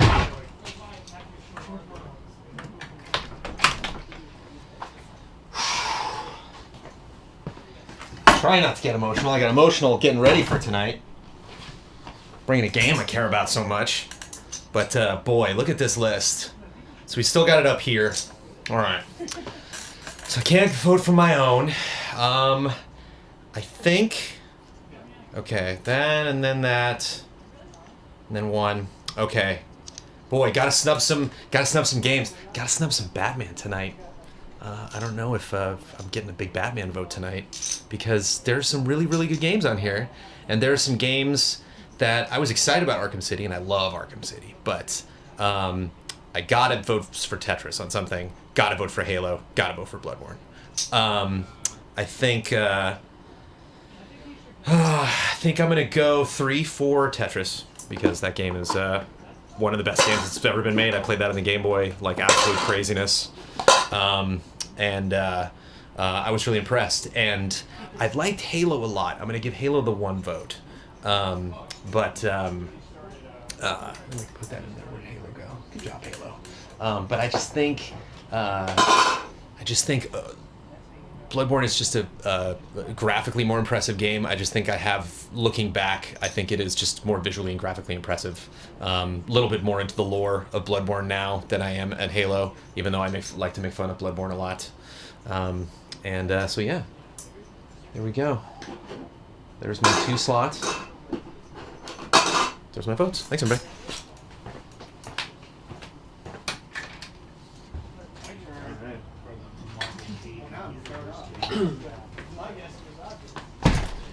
Sup, y'all? How y'all doing? Alright, so for the first time ever, I made alliances. I kind of regret it. I don't think I'll ever do it again. But I made an alliance with Bossman for 1, so I have to give him Tetris. Just to know, I would never vote for Tetris. Absolutely not. I had one with Jones for 2, but Jones brought Final Fantasy 6. I think it's one of the finest RPGs ever made, so I'm just gonna give him 3 because it's that good. And number 2, easy pick, wherever it is. I can't find it. Here it is, Super Mario RPG. 2 picks, 2 points. Easy picks, all Brad joints, easy peasy. Yeah.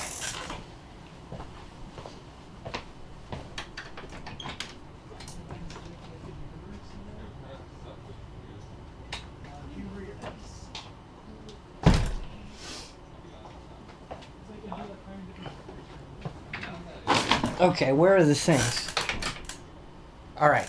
Silent Hill 2 might be my favorite game story ever. I still think Ian's original argument holds up. My 3 points are going to Silent Hill 2. Alright. My 2 points are going to a game that it's hard to say anything bad about, and I think Jones had an amazing presentation. Final Fantasy VI. Finally, I think maybe out of anyone, Kyle had the best presentation. It's hard. There were a lot of really good presentations this time. I'm not even sure about that. But I love Tetris, and he made a really amazing case for it. So 1 point to Tetris.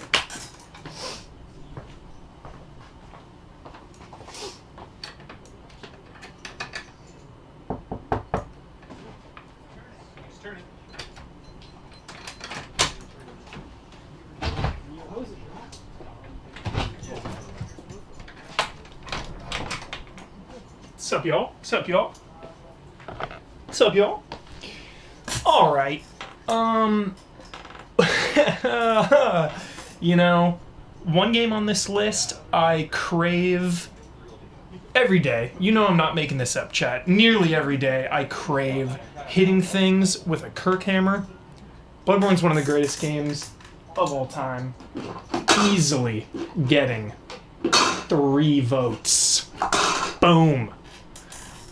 Next up, with 2 votes, my personal favorite fighting franchise of all time. I feel like it gets... like, when we were talking about the Evo and stuff, I feel like Mortal Kombat... This is me just rambling. I feel like Mortal Kombat gets overlooked in a way because of fatalities. Like, there's fatalities. Oh, that's the novelty. Like, Mortal Kombat 9, the reboot, is some of the best fighting I've ever experienced. And Don's presentation was absolutely incredible. That's 2 for Mortal Kombat. As for my final vote, chat, a lot of you know this. I haven't played Final Fantasy VI. That's one of my big gaming sins. We all have them. Don't judge me. I'm sorry. Final Fantasy VI, I cannot vote for, but I'm sure I would have if I had played it. I voted for Silent Hill 2 in the past, but the presentation this time was lacking. I was going to give my 1 vote to Mrs. Pac-Man, because I love Pac-Man, but I think Kyle's presentation edged Bloodworth's out a little bit, so I'm giving my 1 to Tetris. Thank you.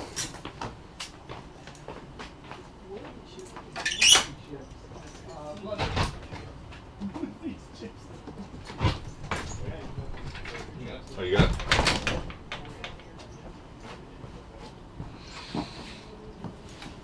Hello chat. How we doing? Oh, great time. Yeah, so how do I want to split these up? Let me do my 2 vote first. 2 points. Gonna go to Tetris.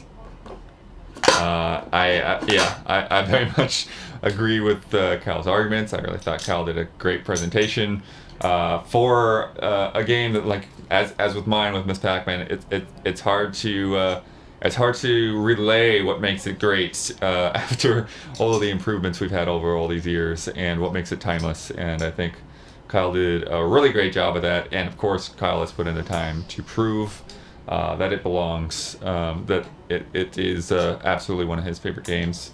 For my number 1, I'm gonna go with Halo. Which I think, that game, I've got a ton of memories. I think that had a huge part of really ushering in online on consoles just by having the LAN capability and, like, really making people see how exciting that would be to play when we did 6-screen player games. I mean, it's the whole reason I bought an Xbox. So we would have cables going outside and out the windows and into other bedrooms and all kinds of craziness in our house. But then my number 1 pick, my 3-vote pick, has to go to Final Fantasy VI. I've been waiting for this to get in there. I really, really find it to be my favorite Final Fantasy, for sure, and one of the most impactful games growing up.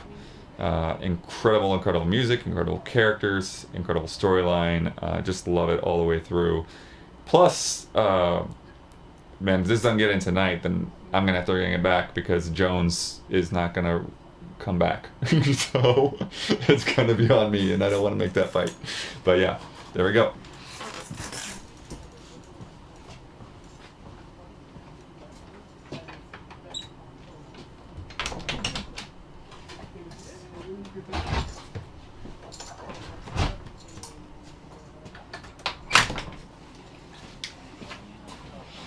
Oh yeah, here we go.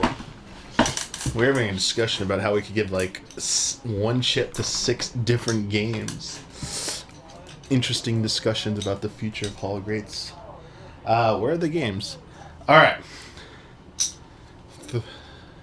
First place chips. Actually, I'm going to go in reverse order. I'm giving my first 3rd place chip to Mortal Kombat. Good, passionate, coming in on time. Want to reward improvement there, and giving Don a bit of a win. Cal trolled himself by saying every version of Tetris. All he did say was Game Boy version of Tetris, and this would be simple, but he didn't do that. So Kyle's only getting 2 chips for Tetris. It would have been first place, because factually Tetris is the greatest game ever made. Can't even argue that. And the first place votes go to...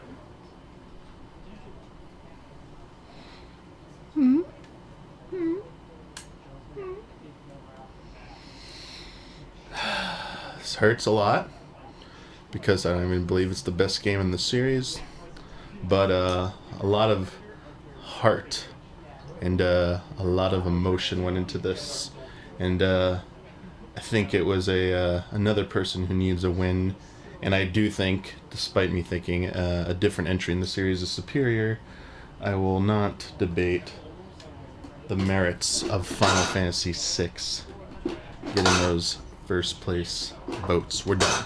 See ya.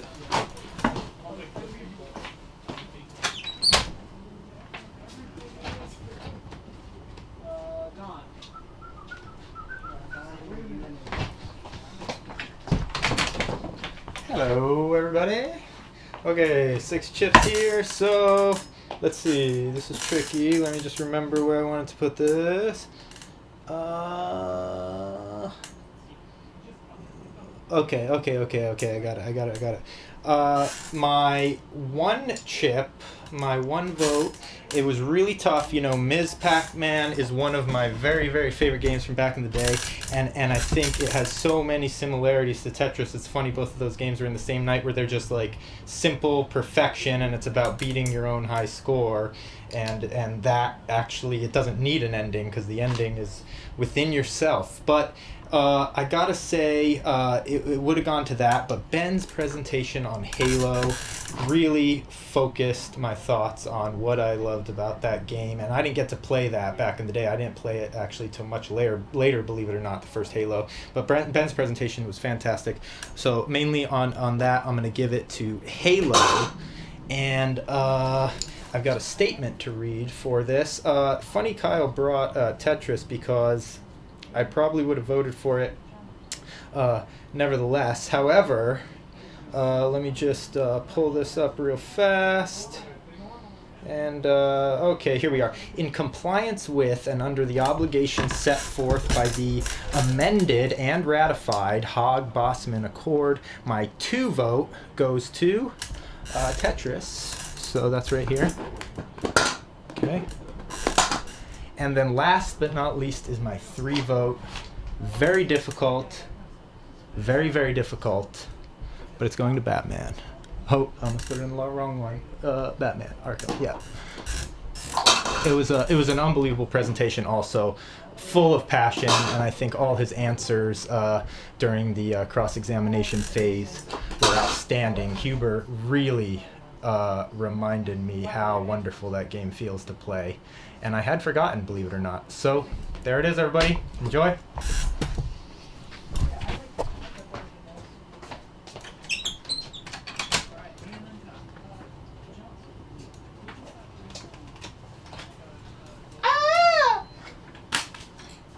Hi everyone. I can't see you talk to me. Am I lined up? All right. This is one of the harder Hall of the Greats, but my choice I made already, I think. So obviously, shock to no one. 3 in Bloodborne. Where are you? Here we go. And then I thought that we had some of our best presentations tonight were of any Hall of the Greats were tonight. Jones's Final Fantasy video was so good. Huber's passion for Batman was just, I mean, it's crazy. Halo, Ben's passion and eloquence just always impresses. Everyone brought their A game tonight.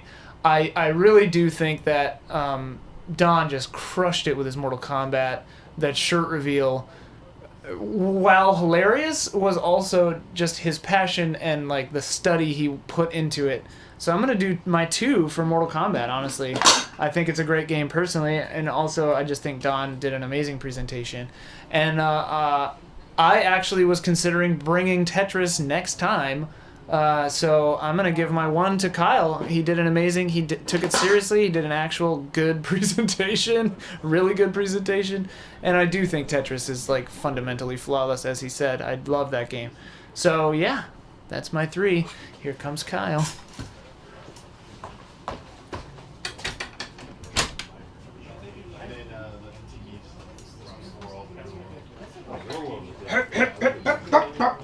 Chatterini, how we doing? Sorry, what I'm going to do for you is I'm going to tell you what I would have voted for if I didn't have alliances, which you're already aware of right now. Jones's video for Final Fantasy VI is like the closest I've come to tears in somebody's presentation. That would have been my 3. Silent Hill 2 I can recognize as a really good game, so I'd go Final Fantasy VI, Bloodborne, Silent Hill 2. However, as you know, my 1 vote is tied with Brad, so actually he gets, instead of 2, he gets 1. Should have thought that one through, Brad. My 3 of... I don't know if Don explained this. This is not a joke. He legitimately negotiated a better deal with me. I have to give 3 of my votes for 2 of his. So 3 into Mortal Kombat. I don't feel bad about that, actually. I mean, I like that game. I actually really like Mortal Kombat 9. And then, of course, my 2 will go into Final Fantasy VI. Boom, baby! We're all good. We're all good. All right. There was 98.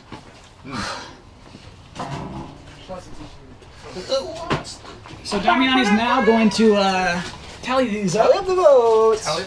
Tally up the votes. Oh. Damiani's getting something going that we haven't had yet. Uh-oh. They've been opened in. What? Damiani's opening some candy. Wait, they've been opened. There are, man. You yell. You want to go bring it? Ha-ha! Hey, wait, I thought we weren't doing it. We're not going to let the tallying stop us. We're not going to let this stop the tallying. Gotcha. But also worth of note to anybody that is currently in, as we tally up the votes for our Hall of Greats, there's still enough time to register to vote in the US of A. We at Easy Ally strongly encourage you to do so. Register vote. Hey, democracy anywhere. Anywhere you can vote. You should do it. Why is the big push happening right now when voting isn't until November? It is the registration. And they know that people like to procrastinate. You can, and to all procrastinators, you can wait even longer than now. Right. I think because just like November is looming. Yeah, right. Yeah, it is. Yeah. So, 'tis a good time to do it. I'm good. 'Tis a good time to mention it. 'Tis also a good time to get more music from Megan Leinart, who's just out of control. Hi, allies. This is one for everyone, but Kyle might recognize a song on here from a little game, Road Trip. I found the band whose music was on the radio station in the game. They're actually pretty awesome. Track number 10. Enjoy. Wow. Megan Leinart. Feel No Fade, maybe the name of the album? They are the Push Kings. This is their album, Feel No Fade. And the track is... It's right here. Number 10, The Minute. Which is 3 minutes and 33 seconds There's a long. picture of the CD on the back of the CD. It's like she's got the CD like in her back. Kyle, there's one clarification. Yeah. This is only Season type of 2 white coming chip, up. right? Right. Number 27. Yeah, do not count those. Where's Grant? Not Anderson. Another one. Bet this is the same thing. We'll see. Priest. Vampire priest. When is the new Castlevania come out? 27. October 27th? Yeah. Yes. Time for Halloween. Yeah, we got Play Castlevania 3. Whoa, There you go. Kyle. We're about to share the love right now. Ooh. Nice. Oh. How about this?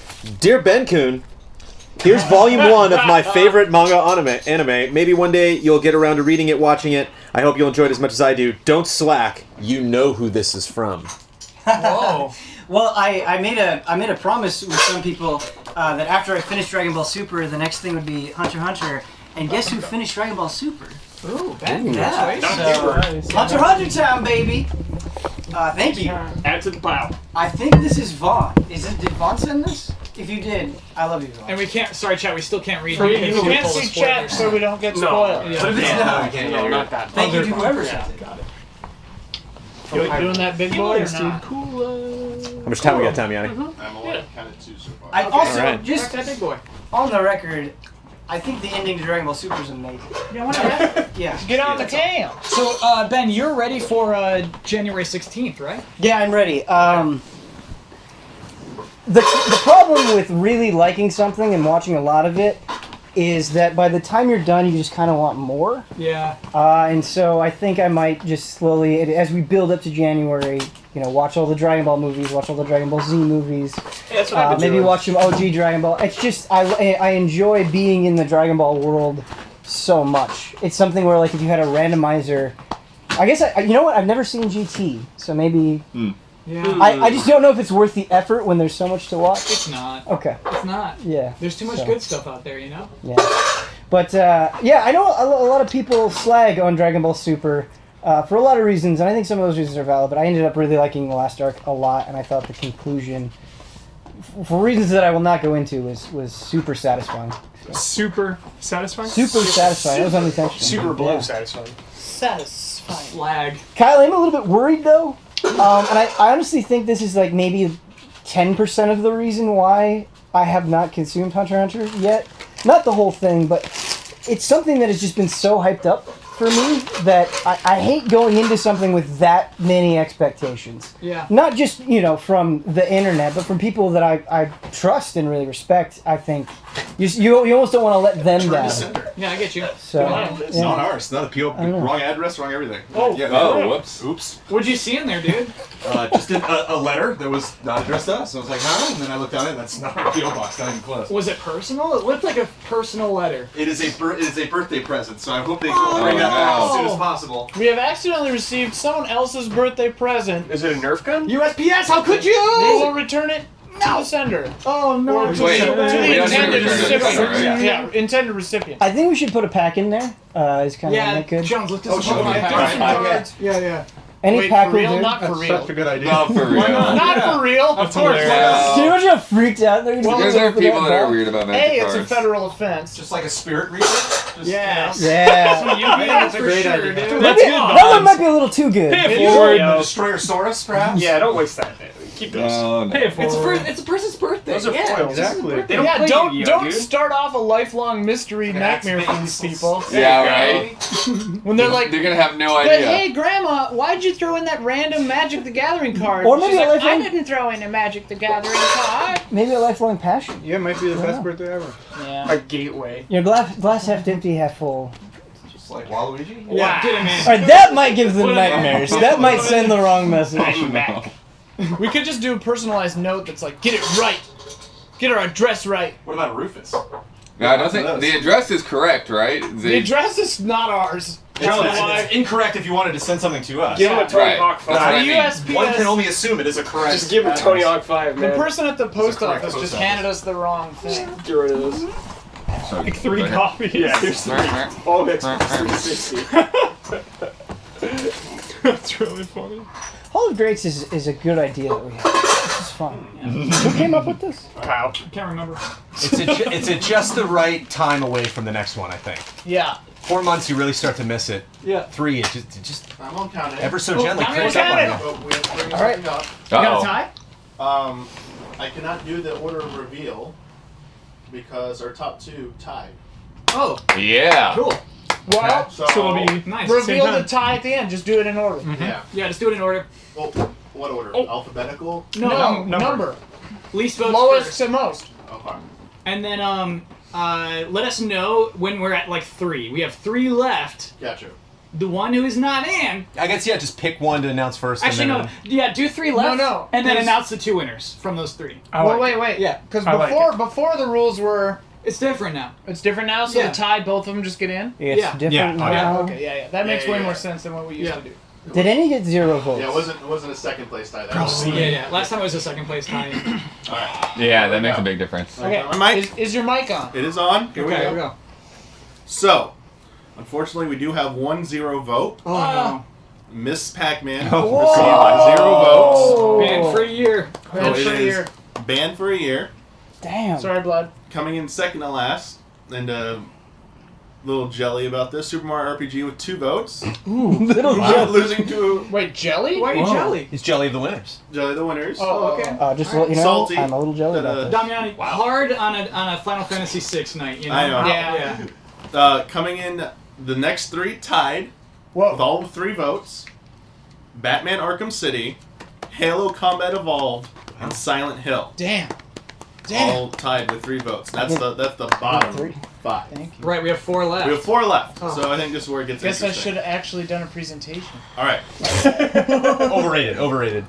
With 8 votes, coming in 4th place, Mortal Kombat 9. All right. Not bad. Respectable. Not bad. Wow. All right.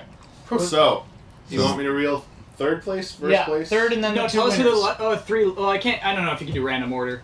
No, just do the 3rd and then the winners. Wait, no, do the winners. The winners will be obvious. So and tell then us the one third. winner. I Wait, think, what's right? left? What's left? There's 3 Yeah, left. tell us one winner. Yeah, that's a good idea. Yeah. Can I That's go a in good idea. alphabetical order and tell you what the 3 games are that were in Okay. there? Yeah. I'll go in alphabetical order. Yeah. So the final 3 entries vying for the top 2 spots in alphabetical order are Bloodborne, Final Fantasy VI, and Tetris. Woof. Come on, little boy. All vying. 2 of those tied. So, I'll give you one that got in Okay. Max drama. because I'm just gonna say it. Enjoy your win. Final Fantasy VI Oh! was one of our winners. Yes! Jones You did it, gets a Brandon! win. You did it, Brandon! Alright. So it comes down You put in the to work. Easy Allies' longtime favorite Bloodborne versus Tetris. Dude. Don't play games with Too us. extreme. This is I will too tell insane. you, the winning vote, the tied votes amount was 13 votes. So 2 games got 13 and 1 got 9 votes. So Wow, it big was a spread this 4 time. vote gap. But coming in the second position Wait. for this year, I'm giving you Third, the you second mean? winner. The second winner. Yeah, Second just the winner. winner. Yeah. Second winner. Doesn't have to draw attention to third. Yeah. I see. You'll know who's third after I say this. Yeah. With 13 votes as well, Tetris. Yes! I don't. Wow! That was not what I would have bet. Wow. Thank you. God. Thank you, Easy Those Allies. alliances pay off. Thank you. Thank you. Wow. No more alliances! Alliances are allowed. No, baby. they're not. That's how you get Tetris in. It skews the whole game! Oh my god. Oh, that was beautiful. God! Can we go around and say God. what everybody voted for, or is that? You could totally do that, yeah. Oh yeah, I put mine in there. Yeah, I mean, voted 3 for Bloodborne, 1 Me for too. Tetris. I voted 3 for Bloodborne, 2 for Mortal Kombat, 1 for Tetris. But I did the exact same thing. So Don negotiated a better deal with me. He got a 3 for 2. So I gave him my 3 vote, and he gave me 2 in return. Wow. Yep. You were when I talked to you, you seemed desperate. When I talk to you. I talked to you. Yeah, because I'm on allies with Brad as well. Yeah, Brad, we I had talked 1 for 1 yesterday. with Brad. Ooh. Yeah. And he said, "I need to win," and I was like, "You made multiple alliances, didn't you?" Yeah. Yeah.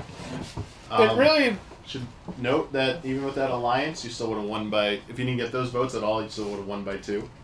How many alliances did you Remember have? that next time we're negotiating, Don. Yeah, I mean, I give you an honest vote. Me too. I give you never a pure, voted for honest you again one out of vote. principle. Yeah. I gotta count on those, but I like need a little push, you know. For every alliance you do, I need a- throwing in yeah, an let's I anti-chip. just need a little bit of steroids, you know. I'm throwing in an anti-chip. Yeah, I gave 1 to Halo, 2 to Tetris, and 3 to Final Fantasy VI. I gave 3 to Tetris, 2 to Bloodborne, and 1 to Halo. You didn't not vote vote for for Arkham Batman. City. Wow, And Joe. I said as much before I was like, I know. Wow. But Should have had an alliance, Saber. No. I No gave alliances. 3 to Final Fantasy VI, even though we only had a deal for 2. That's true. And I was like, this is too good. You had a deal with Jones? For 2, yeah. But he brought Final Fantasy VI, and I was like, there it is. He pulled out the BFG and was ready to go, Well, so I here's the gave him thing, 3. Brad. We had a 1 for 1. Yeah. But I actually would have given my 2 to Bloodborne. I know you can go over in your alliances.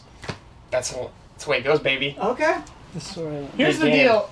If we have alliances, I moved to pass a motion that anti-chips become a thing. Yeah, chat. We're talking about anti-chips. We're talking about anti-chips, yeah. Because alliances are ruining it. Alliances are ruining it already. I moved to pass the motion that we enact anti-chips. So what would happen is an anti-chip you put in, it's like, green or pink or something, and that reduces 2 votes from that. 2? Yeah, 2. No, 2's too much. 1. Okay, so it's 1 and But everyone has 2. Yeah. The salt. You get 2 anti-chips. You get 2 anti-chips and they're worth 1 piece. Or we get rid of alliances. No, it has to be 1 You because get it's really spiteful. You get 5 anti-chips and 1 actual 1 chip. vote. I like this better. Coming in at -6. But Yeah, I can't believe I'm the 0. only one who gave Sumo RPG points. I'm shocked. Like What? Bloodworth, I'm shocked. I you was didn't give it. nervous when that came up. I was like, "Oh no!" I think it was, You're shocked at I think me? it was Final Yeah, Super Fantasy. RPG. I just Final Fantasy 6 kind of Yo, gave it 3, then 2. That's the biz. So if it anti-chips Kyle are out of real? obligation, I would never. discuss it. I would have We'll never given you discuss points for Tetris, but it paid off for you. Really? Yeah, I was a man of my word. Wow. Don, would you have? Sorry, Would you have given points to Tetris if we didn't have our 2 for 3 deal? I actually would have, and I might have even given it 3. Who knows? Oh, man. See, your alliances are hurting you. Yeah, you know what? This was not the week for alliances. I think you should What play are you talking about, Play man? it for real. Yeah. Topic. I really want Silent Hill 2 to get in. I'm never bringing it back. This is just so- step 1 to getting it. This was phase 1. Of I'm only bringing Danganronpa Hall of games Greats, from now man. on. Yeah, what a hall That of was a Greats. roller coaster. I will vote for that. Yeah, I know. That's an alliance without an alliance. That's a pseudo alliance. Yeah. Someone else has to bring it now. Yeah. We need multiple That I perspectives. knew No the doubt. ahead of time. What's that supposed to mean? So I was gonna bring Final Fantasy 7. Oh. That was gonna be when I saw Joe's back. I can't do that. Nope. Nope. That's not right, Damiani. Nope. That might have been a Final Fantasy. How Oh great. no! You have to wait for 6 to come out. I feel like 7 would lose to 6 in this But group. Damiani was going to do 7 and then decided not I to. had once he 3. heard No, what- I had 3. I Oh, always okay, pick okay. 3 ahead of time. Got it. And Oh, just in okay, it's case, one. That's then fair, I that's go fair, with that's one. fine. Yeah. I will. I'll make those public to you guys, but I will never pick not one of those 3. It was A Link to the Past, Final Fantasy 7, Super Mario RPG were my 3 that I was thinking of bringing. Damiani, I will never give a point to A Link to the Past. No, I know, but that presentation is I'll gonna give be you like The rest of us are kind like enough. Don't worry. calibered. Where I can't avoid it. Yeah, where it's a thing where Give it, set so your in your preferences face. aside. I Yeah. think I'm gonna have a whole minute dedicated to Kyle Bossman's problems with it. Just refuting his chapter The, 4. I think- I'm gonna call it the Bossman problem. I think if you only give it a minute, I will be amazed. Also, next time we won't show them in alphabetical order, so you can Yeah. guess them. They'll be just random. Yeah, sorry. I thought it were in alphabetical order of you all. So I thought I had it on there on the list. Oh. I got it backwards. That was just on me. It was meant to be in That- order of that makes allies. sense. Our alphabetical order Yeah, would I make just got it sense. flip flopped. That's how it was supposed to be. Okay. Sorry. Yeah. I love this Hall of Greats declassified after the fact. Yeah, like That's fun. breaking it down. There's this whole Yeah. Illuminati alliance Yeah. overshadowing it all. It's crazy. Cast You gotta some play the Paul. game, dude. You gotta play the You gotta play the game. game. Cast Snooze it, you'll the lose. evil Paul on the whole proceedings. I mean, we are easy allies. Nothing against alliances. True. All right. You gotta love play, all these alliances you too. gotta play Yeah. dirty to win. Got it. Damiani's got a point though. Why isn't Bloodborne in yet? Cause you're all bastards. Yeah, I guess so. We tried. Me and Ian tried, man. We've tried, man. Yeah. Backdoor It's shady right. deals. Ian, it's inevitable. You know what? I bet Yeah. it would have gotten in last time above Metroid Prime and Paper Mario Thousand Year Door. for sure. I bet it would have Yeah, gotten in last time. that's the thing is you It can would've been only hard. vote for 3 things, Right, and so right. Yeah. It's inevitable. yeah, I do think it is inevitable. The prophecy will come true. I just inadvertently, an ex-girlfriend used to go, all the time. I just did that without thinking. Well, that's cool. So go. Wait, we're not waiting for anything anymore. No. It's done. Oh, okay. The That's stream's it. over. I think we're All just right. venting. It's done. Go home. Yeah, I like that. I like that a little bit at the end. It's over. Goodbye. Yeah. Who are we? Who are we? Goodbye. Patreon.com. Dot easy allies. What's going on this week? We got some .com. fun streams, fun shows happening. What's going on? Blood's coming over here to stream this week. I'm looking Yeah, blood packed over here. So I say this every week, but we have all 108 stars in Suikoden 2, and so tomorrow we are going to do the conclusion. Final So, boss. yeah, if you would like to see Nice. that, and some cook-offs, which are very fun. Do you think Cool. those would make it in Hall of Grace? We're the only ones who know. Well, We're you the know, only ones who know. Ben We got can Paper talk. Mario Thousand Year Door in. We You know can what I mean? talk. Like, it's not Ben. like what you know. You're the one. Yeah. We can. You're the Pure one. two, I- no alliances. I like Suikoden 2 a Pure lot. victory. Pure victory. Oh, Paper I Mario. like 1 as well, Pure but of heart. 2 especially. Are you saying Tetris is not a pure victory? I mean, you're making these alliances, man. Are people voting with their heart? Video game. I voted with my heart. That's Me pure too. victory. Yeah, I didn't know about Purity. these awful alliances. Purity and voting. Purity, yeah!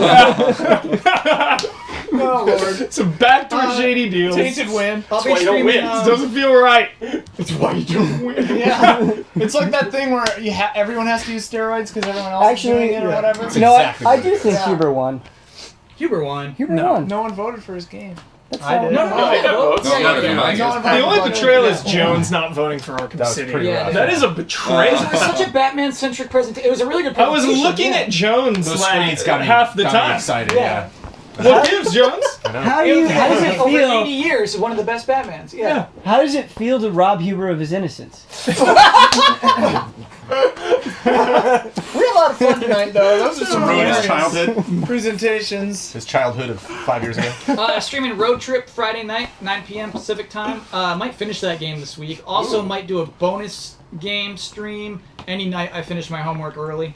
That might pop up. So stay on your toes. I want to do they fixed. I jumped in. They seem to have fixed Jurassic Park, Don. Ooh. Yes, it's working so again. We need to stream that. I also have too much homework right now, but once that's shot, we could do it after the 7th, maybe. Nice. Ben. I admire its purity. Admire its purity. Thursday is depressing. We're saying goodbye to Telltale Games. We're doing episode 2 of The Walking Dead final season, blind playthrough. We did episode 1 last week, that was last week? Yeah, we're doing episode 2. Comes out tonight, but we'll be doing that Thursday. It's going to be bittersweet. And season 6 of Fortnite launches that day as well. So once we're done saying goodbye to Telltale, it's going to be somber. We're gonna jump into Fortnite for some good vibes to cool off. Before Huber, though, I'll be streaming Dream Drop Distance. We're back at it. Nice. Clock's ticking down, dude. I'm getting nervous. Oh, like you spend too much time in the game, it just ends? No, like 3's coming. Oh, gotcha. 3's coming. Gotcha. You gotta get there. I gotta get there, yeah. I was doing homework and thus did not finish the latest episode of Trailer Jones, which we shot last week, because I was cutting together Final Fantasy VI footage. But that's done. Hey, I'm glad it paid off. Yeah, I was I'm glad worried. too. Yeah. I was worried. Top I didn't tier. think it would get in, and I was worried that that would be the death of heartfelt Hall of the Greats. That would've been it. Yeah, true. That would've been it. Because I'm salty on him.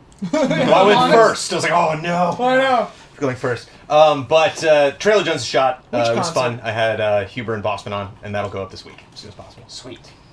Not a video. Call of but Duty. We're doing a Call of Duty trailer. Oh yeah, and yeah. you put Mist up on YouTube. Do you think that would be fun on our channel? Well, Yeah, 5 we put it on the Hall of Greats Absolutely. Final playlist. Fantasy 6 Love. Isn't that on our channel? No, the video that I did, putting that up Post on it, its own. dude. Yeah. It's Like on you- our like you- channel. I tweeted it 2 days ago. You put Mist on. Should I put Final Fantasy 6 on? Yes. Oh, on our YouTube. Yeah, for Yes. sure. Yeah. Absolutely. He'll put that up. I'll tweet that out. Go ahead. Junkies asking, did you get their package? Sorry.